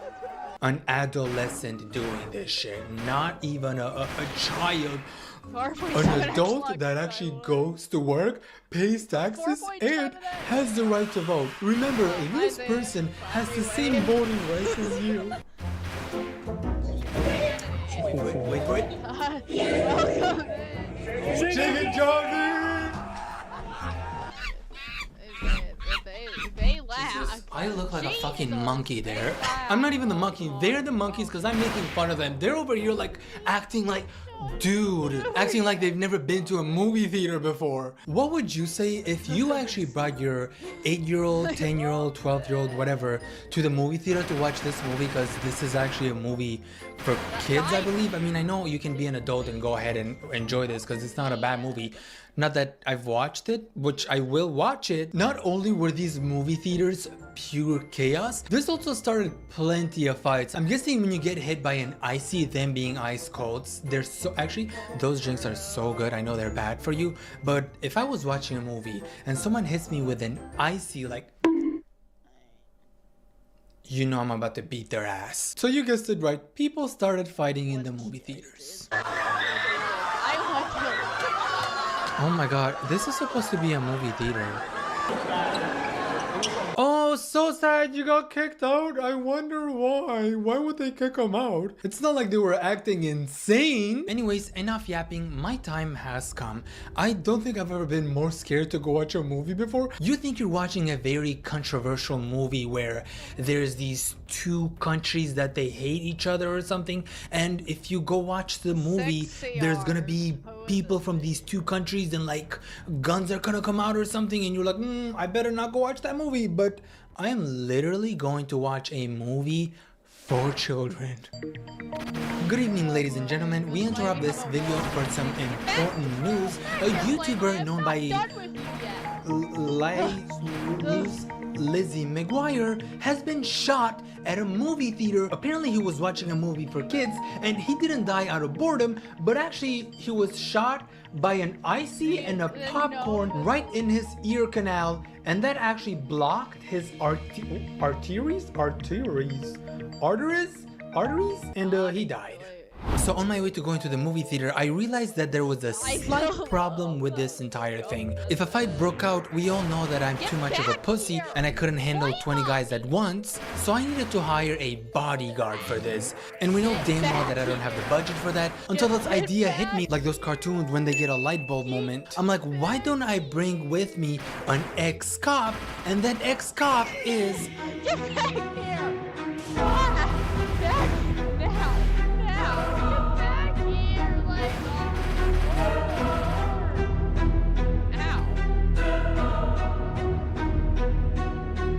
my dad. Let me out. So now that I was more confident going there, knowing that I had my own personal security, we drove there, and as soon as I arrived, I had to pull one of these moves. Chicken jockey! Yeah, last night was a movie. Oh my god. No, but the movie theater was actually full. Although it looks empty as hell here, I feel like everyone ran as soon as they saw my camera, because I'm telling you, before this place was packed. And guess where they all were going? Yeah, the chicken jockey movie. So this was me getting my drink. I had to get the mango one. And if you're not getting the mango one or the green apple one, go ahead and block me real quick. Thank you. I also needed a popcorn because we all know movies taste better with popcorn. And this is when I realized that things were actually a lot serious than I thought. When I read this warning at the door, anyone caught being disruptive, throwing things will be immediately removed. Authorities will be contacted if necessary. And I'm like, how many times did this actually happen in this movie theater? I thought I was paying all these taxes for these kids to get educated, but this is also happening in Connecticut? Okay, Connecticuters. And you know my ass got scared here, so I had my dad walk in front of me. Just in case someone was gonna throw something at me. But it was actually pretty chill. When I sat down, I was enjoying my popcorn, my drink. We were watching a bunch of commercials, and also the new Lindsay Lohan movie, Freaky Friday 2, looked good as hell. I will probably be watching that as well. Then the movie finally started, and Jack Black was yapping at the beginning. That wanted to eat me, so I tamed them with a crusty finger. Yeah. But overall, it was actually not bad at all. And I also got to witness that meme moment with, yeah, him doing, oh my god. I might not be a Minecraft player, but I know a legend when I see one. Rest in peace, Technoblade. Was the movie goofy as hell with all these goofy scenes? Yes. You can tell by my face reaction here. But honestly, it was fun to watch. Like, it wasn't as bad as people are making it to be. So the time was coming, and about 10 minutes before the chicken jockey scene, I was actually not expecting this, but either a cop or the movie theater security showed up, and I'm like, damn, is it actually gonna get that serious? Should I be preparing for this? You can't really see it on camera, so I had to take a picture of him. I wanted to prove to you guys that he was actually there right before this shit was going down. And to make this even worse, to scare the fuck out of me, a second security shows up. You can't see this because it looks dark as hell. I was pointing towards them the entire time trying to show you the two security guards, and sadly you really can't see anything here. I was scared with one guard, but seeing two, I'm like, holy brace for impact. And the scene was finally coming, and I'm like, someone's about to kill me here. I need to join them. So I turned the camera around, and I was gonna say chicken jockey with them, and as soon as I said it, shit went down. Chicken jockey. No, that was actually a joke. I shot that after the movie ended, but here's the real clip. Actually, nothing happened. Chicken jockey. I think the two guards scared everyone, so we enjoyed the Minecraft movie with no events happening. And this is me celebrating at the end that I made it out alive. Because I paid like $18 for the drink and the popcorn, and I'm like, please let me enjoy these. And we all know you gotta refill that thing one more time before you leave, because I did not pay $9 for nothing. Yeah, I got my green apple. And I gotta say, there is a happy ending, but not that happy ending that you're thinking of, because people started getting arrested, and this is when this becomes a good video, because I want to see people get arrested. If you're gonna pull this shit at a movie theater while I'm trying to enjoy my movie, because I'm already having a bad day just by existing. And now for me to come exist in a different place, and for you to make that place even worse than what I had it, you deserve to be arrested. What are they doing? Okay, kids.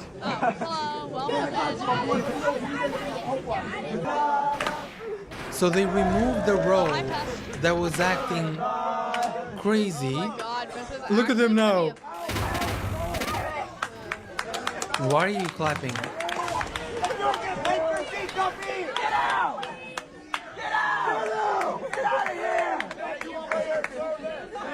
I hope they were clapping that they got out, which they were screaming, "Get out! Get out!" And they were over here like, "Get out!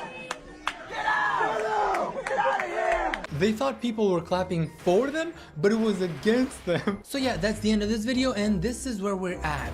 Where going to a movie theater has actually become a dangerous thing, especially if you have kids. But before we end this video, I need to threaten you to hit like and subscribe, because if you don't, the chicken gets it. You got 5 seconds.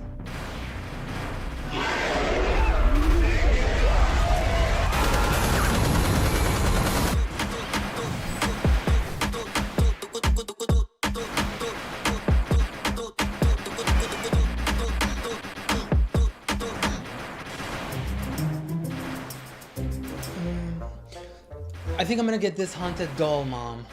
Ew, a haunted doll? Why would you pick a haunted doll? Sweetie, we live in America. You can literally pick anything else. Like maybe this gun over here, or maybe that C4 over there. We can blow up someone's house. Or maybe even a shotgun, just like the rest of your friends. Why can't you be normal like them and buy a shotgun? I have my reasons. Escucha las palabras de las brujas, los secretos escondidos en la noche. Los antiguos dioses invocamos ahora la obra de la magia oculta.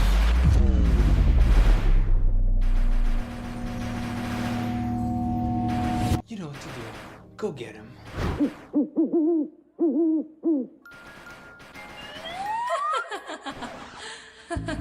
Oh my god, a possessed dog! What are you doing here? Who sent you? Are you gonna kill me? I know who sent you. It was the pumpkin spice host from my previous video. It's your fault. The basic bitches are always like, oh, when is pumpkin spice latte coming back? Please don't kill me. Like, what do you want? What do you want? Let's talk about this. What do you want from me? Oh, options? Oh, okay. Die or ride an 8-incher.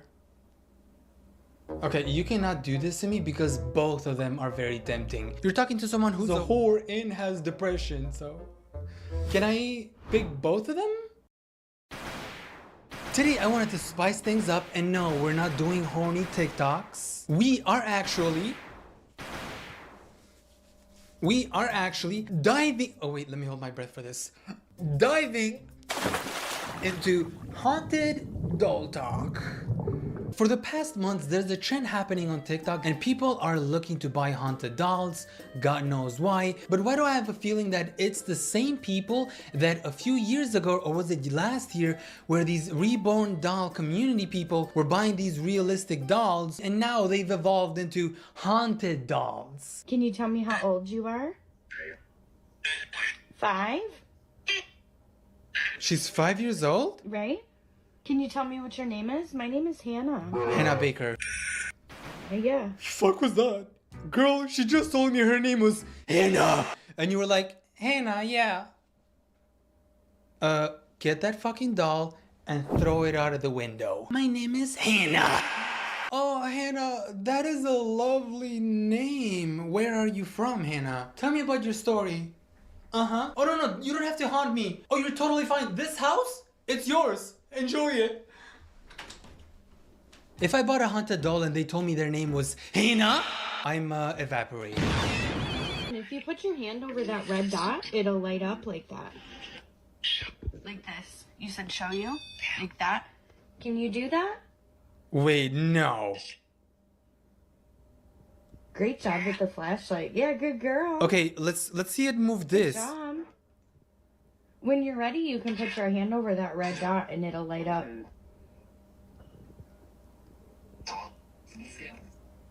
I know you can do it. I really believe in you. Did she just say ew? Me when someone shows me some affection. Listen, sweetie, I know you've been so stressed lately, you've been having a hard time, but at the end of the day, I still love you. You are doing amazing, you're loved, you're appreciated. Keep doing you. I believe in you, sweetie. Ew. Do you want to make that go to a different color? Change it. Oh, the flashlight. She didn't Can I even help say you? babes. Is that what you said? Okay, let me help you. She said, girl, please help me. Can you try? Good job with the flashlight. Is it hard to do the REM pod? Sometimes it's hard. Yeah. Aaron, did your mom drive her car with you in it into a lake? Oh my god! What was that? I don't know how real this is. I usually don't believe in these things. I kind of feel like it's fake. But when she said, did your mom drive your car in the water with you? And she was like, Hannah? Listen to me! I felt that shit in my booty cheeks. Her energy isn't bad. It's sad, cold, and lonely. I don't know what's up with these comments. Really? Then adopt it. You got nothing else to do and you think it's so cute and lovely. Adopt that shit. So these dolls are actually really hard to find. Like, I don't really know where to find one. Like, do people make them up and they're like, oh, here's a haunted doll, buy it. And right now they're actually at really high demand. People really want these. And there's actually TikTokers that are making TikToks asking people, hey guys, do you have any haunted dolls that I could buy? Because my life sucks right now and I want to be a main character in this scary movie. Okay, they didn't say that last part, but they did say the part where they wanted a haunted doll. Hello, my name is Milo, and I collect creepy dolls. Oh. In particular, I try to collect haunted dolls, which I haven't been entirely successful at. So they're hard to find. This one still has me questioning. Why? She does not have a name. I got it from a thrift store where all the employees were terrified of. Okay, she does look a little creepy. You know what that? What is that pose? I've never actually seen a doll do that pose. Or maybe she's like dancing. What is that dance that they do? Like, what is that dance called? You know how they tap with their feet? Because it feels like that's what she's doing. She's like, okay, now it sounds like I'm riding a horse, but I'm not. If you have a haunted doll that you are willing to get rid of for free, hit me up, please. I want to collect haunted dolls, and I will take your haunted doll. Oh. As long as it doesn't have a history of trying to harm people. Got it? Give me your haunted dolls. Thank you. What? Give me your haunted doll, but as long as in their resume, it doesn't say that they like to kill people, because I don't want a haunted doll that's haunted and creepy. I want a haunted doll that looks creepy, but that doesn't kill people. Like, also, I want a haunted doll with a bachelor's degree, because they need to find a job, because I'm not willing to take care of them. I also want them to watch Hunter x Hunter with me. Did you see the shirt? Hunter x Hunter? Watching anime with a haunted doll, like you see Killua killing someone and your haunted doll right beside you being like, I can do that too. Let's take a look at the shop of the girl who actually sells these haunted dolls. Oh my god, $275. Holy fuck. Haunted doll, extremely active, Mia 18+++. Mia. And Mia is extremely active? Damn, I sure hope she uses protection. And I'm glad that she clarifies here that it's plus, because it's not just 18 plus, it's plus. These are pricey as $500. Haunted doll demon will harm you, beware? So this would kill me, but you want me to spend $500 to die? Make it make sense. Make it free at least. This is what a demon looks like? Are you serious? Bitch, this just looks like me with one of my wigs. Haunted doll extremely active, Sydney 19, LGBTQ+, positive spirit? What? This is the kind of doll that I would buy. You know, I'm okay with a doll killing me or killing other people because it's a haunted doll, but I draw the line when the doll is homophobic. Like, who the fuck do these other dolls think they are to be serial killers and homophobic? You can be serial killers, but don't be a fucking homophobic serial killer. If they try to murder us and we found out that they're homophobic, we're just gonna cancel them. Oh my god, please don't kill me, please. At least not before GTA 6 gets released. Please spare me. Hold up, are you homophobe? Ew, homophobic? You might kill me, but not before I cancel your ass on Twitter. This serial killer right now that's about to kill me? This piece of shit is homophobic. Guys? Yeah, that's him right there. Fucking cancel his ass. Listen, I support haunted dolls killing people. Just don't be homophobic. I am still not convinced that these are real. So you know what we're gonna do? We're gonna take a look at the reviews because people who buy these, some of them at least must review them. Are they scams or are they actually real? And there's actually LGBT friendly haunted dolls out there. He is very active last night. He was tapping on my wall in the hallway. Me and my daughter was asked him what's his favorite color. Bitch, the money that the hundreds of dollars that you spend on this doll, you could have spent them on an English teacher or something. His favorite music, simple questions, and he has answered them clearly. Him and Damien got along very well. Who the fuck is Damien? He also will play with the cat balls? He hasn't with the flashlight yet, but I'm sure. What the fuck did I just read? Did I just read a reviewer telling us that his doll plays with his cat's balls, but not with the flashlight? And I'm pretty sure they're not talking about a regular flashlight. They're talking about a, you know what I mean. Dude, if your haunted doll is playing with the cat's balls, then I'm pretty sure you have a haunted doll who's into bestiality.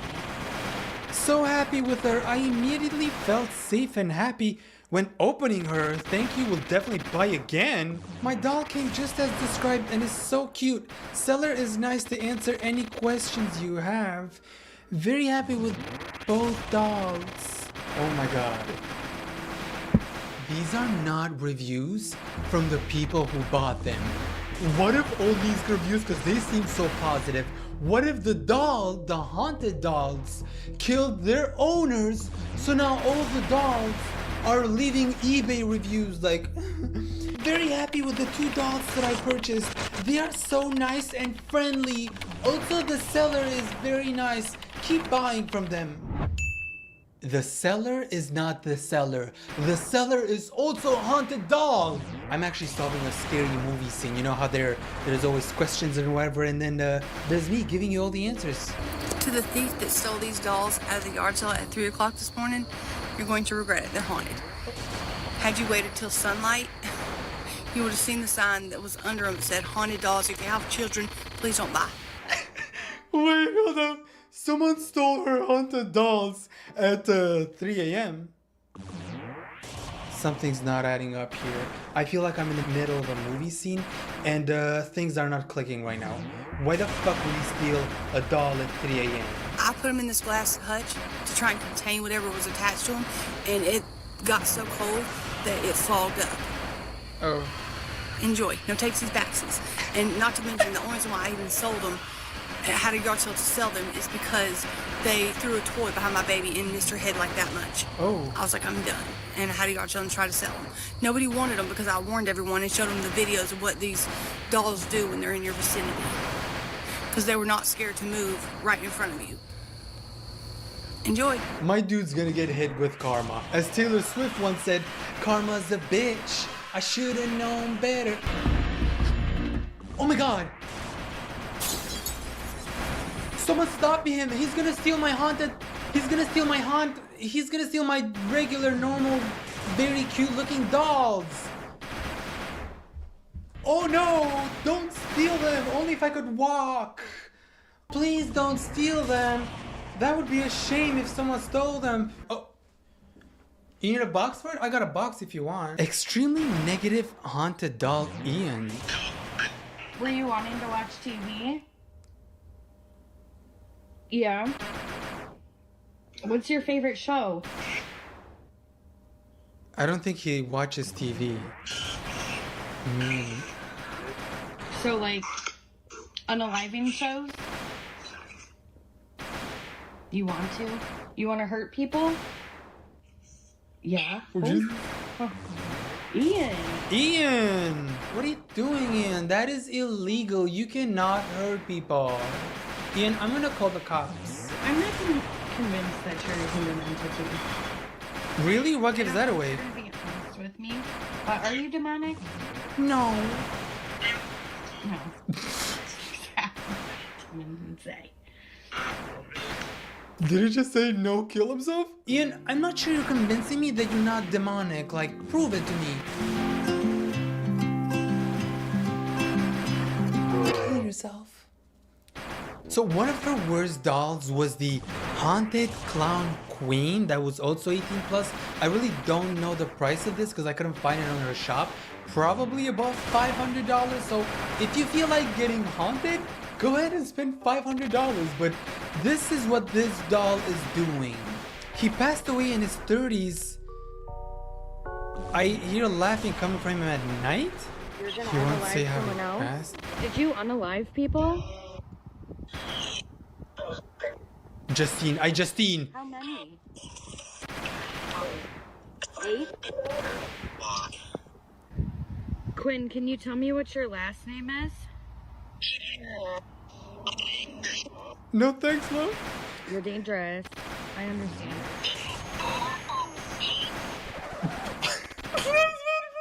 What? What the fuck are these dolls? Never in my life did I think that I would find a doll, I would find a haunted doll that wants a pussy, and not just a pussy, a fat pussy. Okay, that's actually relatable. So which one of you freaky has a fat pussy and I forgot what his name was. Quinn? Which one of you guys want to do Quinn? Remember though, fat pussies only. He sounded kind of sassy though. When she asked him what his last name was, Quinn was like, no thanks, love. Got shit to do. Last one, I promise this is the last doll. She passed it.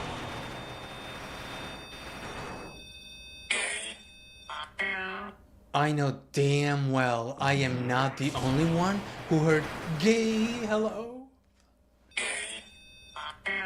Melanie, on the count of 3, can you touch a tool? I like tools? What does that mean? Okay. 1, 2, 3. Fuck yeah? Is anyone seeing what's happening? These dolls are fucking horny. He was like, I like tools. Fuck yeah! I'm ready to spike this. I know there's at least a couple of my viewers who are willing to do a haunted doll. So you know what? Have at it. I don't give a fuck. Remember that haunted doll that you saw at the beginning? I'm gonna send her ass to your house if I see that you're not subscribed on this channel and you haven't hit like yet. Imagine if my editor Christy was editing this shit this entire time. It's like, so lazy, there's this creepy moment at 10:54 where one of the dolls that you were looking at actually moved their eyes. Hell no. Back away, demons, back away. I have something scarier looking than you. My feet.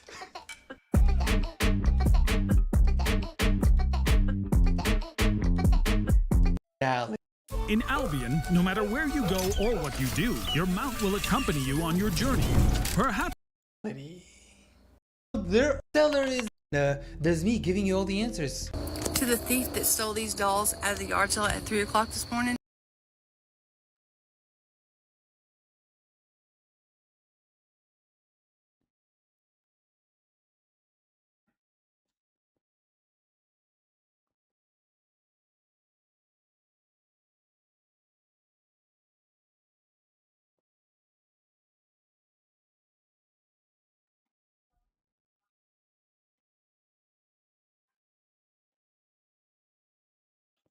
We're now stranded on this deserted island in the middle of the ocean, and we're gonna be stranded here for the next 7 days. I think there's something hanging right there. He's dead! Oh my god. Can it survive a drop test though? Yup!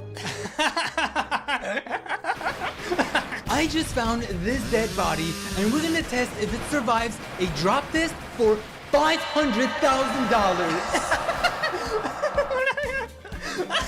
Hey, yes, why are you laughing? Loggins, is he okay? Yup! Here we go!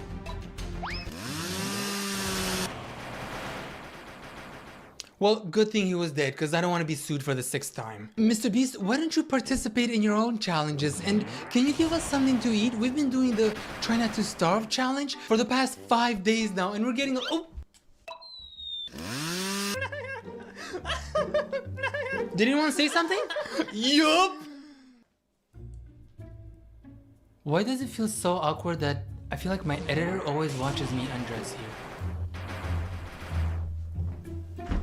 Mr. Bestiality, cancelled. Low Gains, cancelled. KYS, cancelled. Your parents, divorced. If you haven't heard the news yet, which, let's be real here, you have heard the news. You're chronically online. They released a new product, Lunchly, which is like a copycat of Lunchables, and they're saying that it's better than Lunchables. And everything was going fine. KYS, Mr. Beast, and Logains were living their happy life when they launched their product, and everything changed when Dan TDM attacked. And he said, what happened to YouTubers, man? I cannot say anything anymore. This is selling stuff for the sake of making money. Simple. How does this benefit their fans? This is selling crap to kids who don't know better than to trust the people who are selling them. Do better. So let's take a look at the Lunchable copycats and...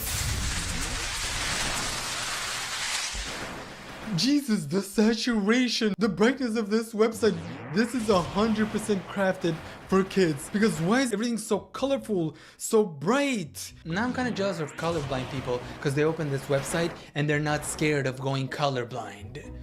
In the sense that it's too bright and colorful, not that they're not scared because they're already there. Was that offensive? So this is obviously junk, the ingredients are terrible, and I obviously had to try it. So I wanted to buy this and I went to their lunch locator, and apparently it is not available in Connecticut. Not only is it not available in Connecticut, but it is not available in 90% of America. This was supposed to be a global lunch, and you know how singers are like, oh, we're gonna do a global tour, and it's basically just America. But in this scenario, it's not just America, it's just the West Coast.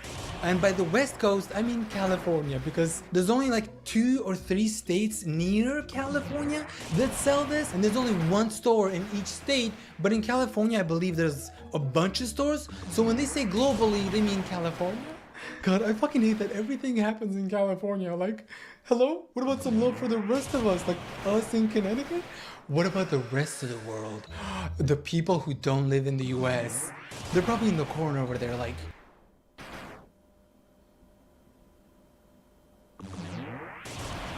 And I wanted to do a taste test, but I can't find it anywhere, and I was willing to pay money, like people ship it to me. If the next clip isn't me trying this, then I couldn't find it.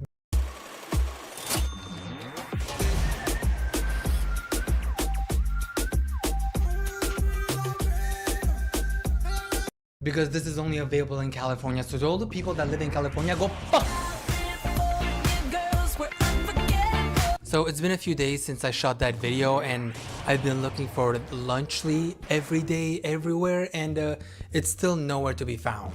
That shit has sold out everywhere, like it's basically the new Popeye's chicken sandwich. Remember when that shit came out? Someone actually died because of that stupid sandwich. They were waiting in line and this other dude took his spot and then he ended up killing him. I even had a fan in a different state saying, hey Lazy, I found Lunches, do you want me to send it to you? And I'm like, please, you do me a big favor, I'll pay you back. And then she goes to the store and it's sold out.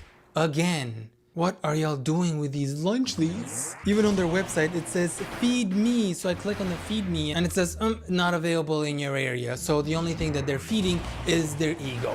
But I did find a different product that Logan and KSI makes, Prime, which is also being sued with Mr. Beast, but not the drink. I meant the Amazon Prime, but also the drink. Aren't they both being sued? Everything Prime is being sued, allegedly. I've never had this before, and my editor actually had a drawer full of these, and he's like, They actually don't taste like anything. I tried all the different flavors and they all taste the same. And it's like, you never tried one of these before? And I'm like, what makes you think that I would try a drink that has 17 ingredients and the only real ingredient in that drink is water? Oh wait, water and coconut water contains 10% coconut water? Damn, I might consider myself vegan after this. Let's give it a try.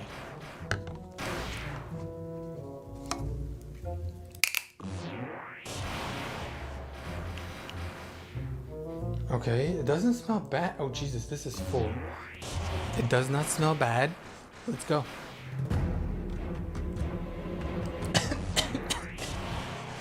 See what I did there? I pulled the Logan card. You know how he didn't even try the Lunchables and he immediately spit that thing out like it was disgusting? Bro. You didn't even try it, but I'm not gonna be Logan. I'm gonna make this a fair review and actually try it. Give it an actual try.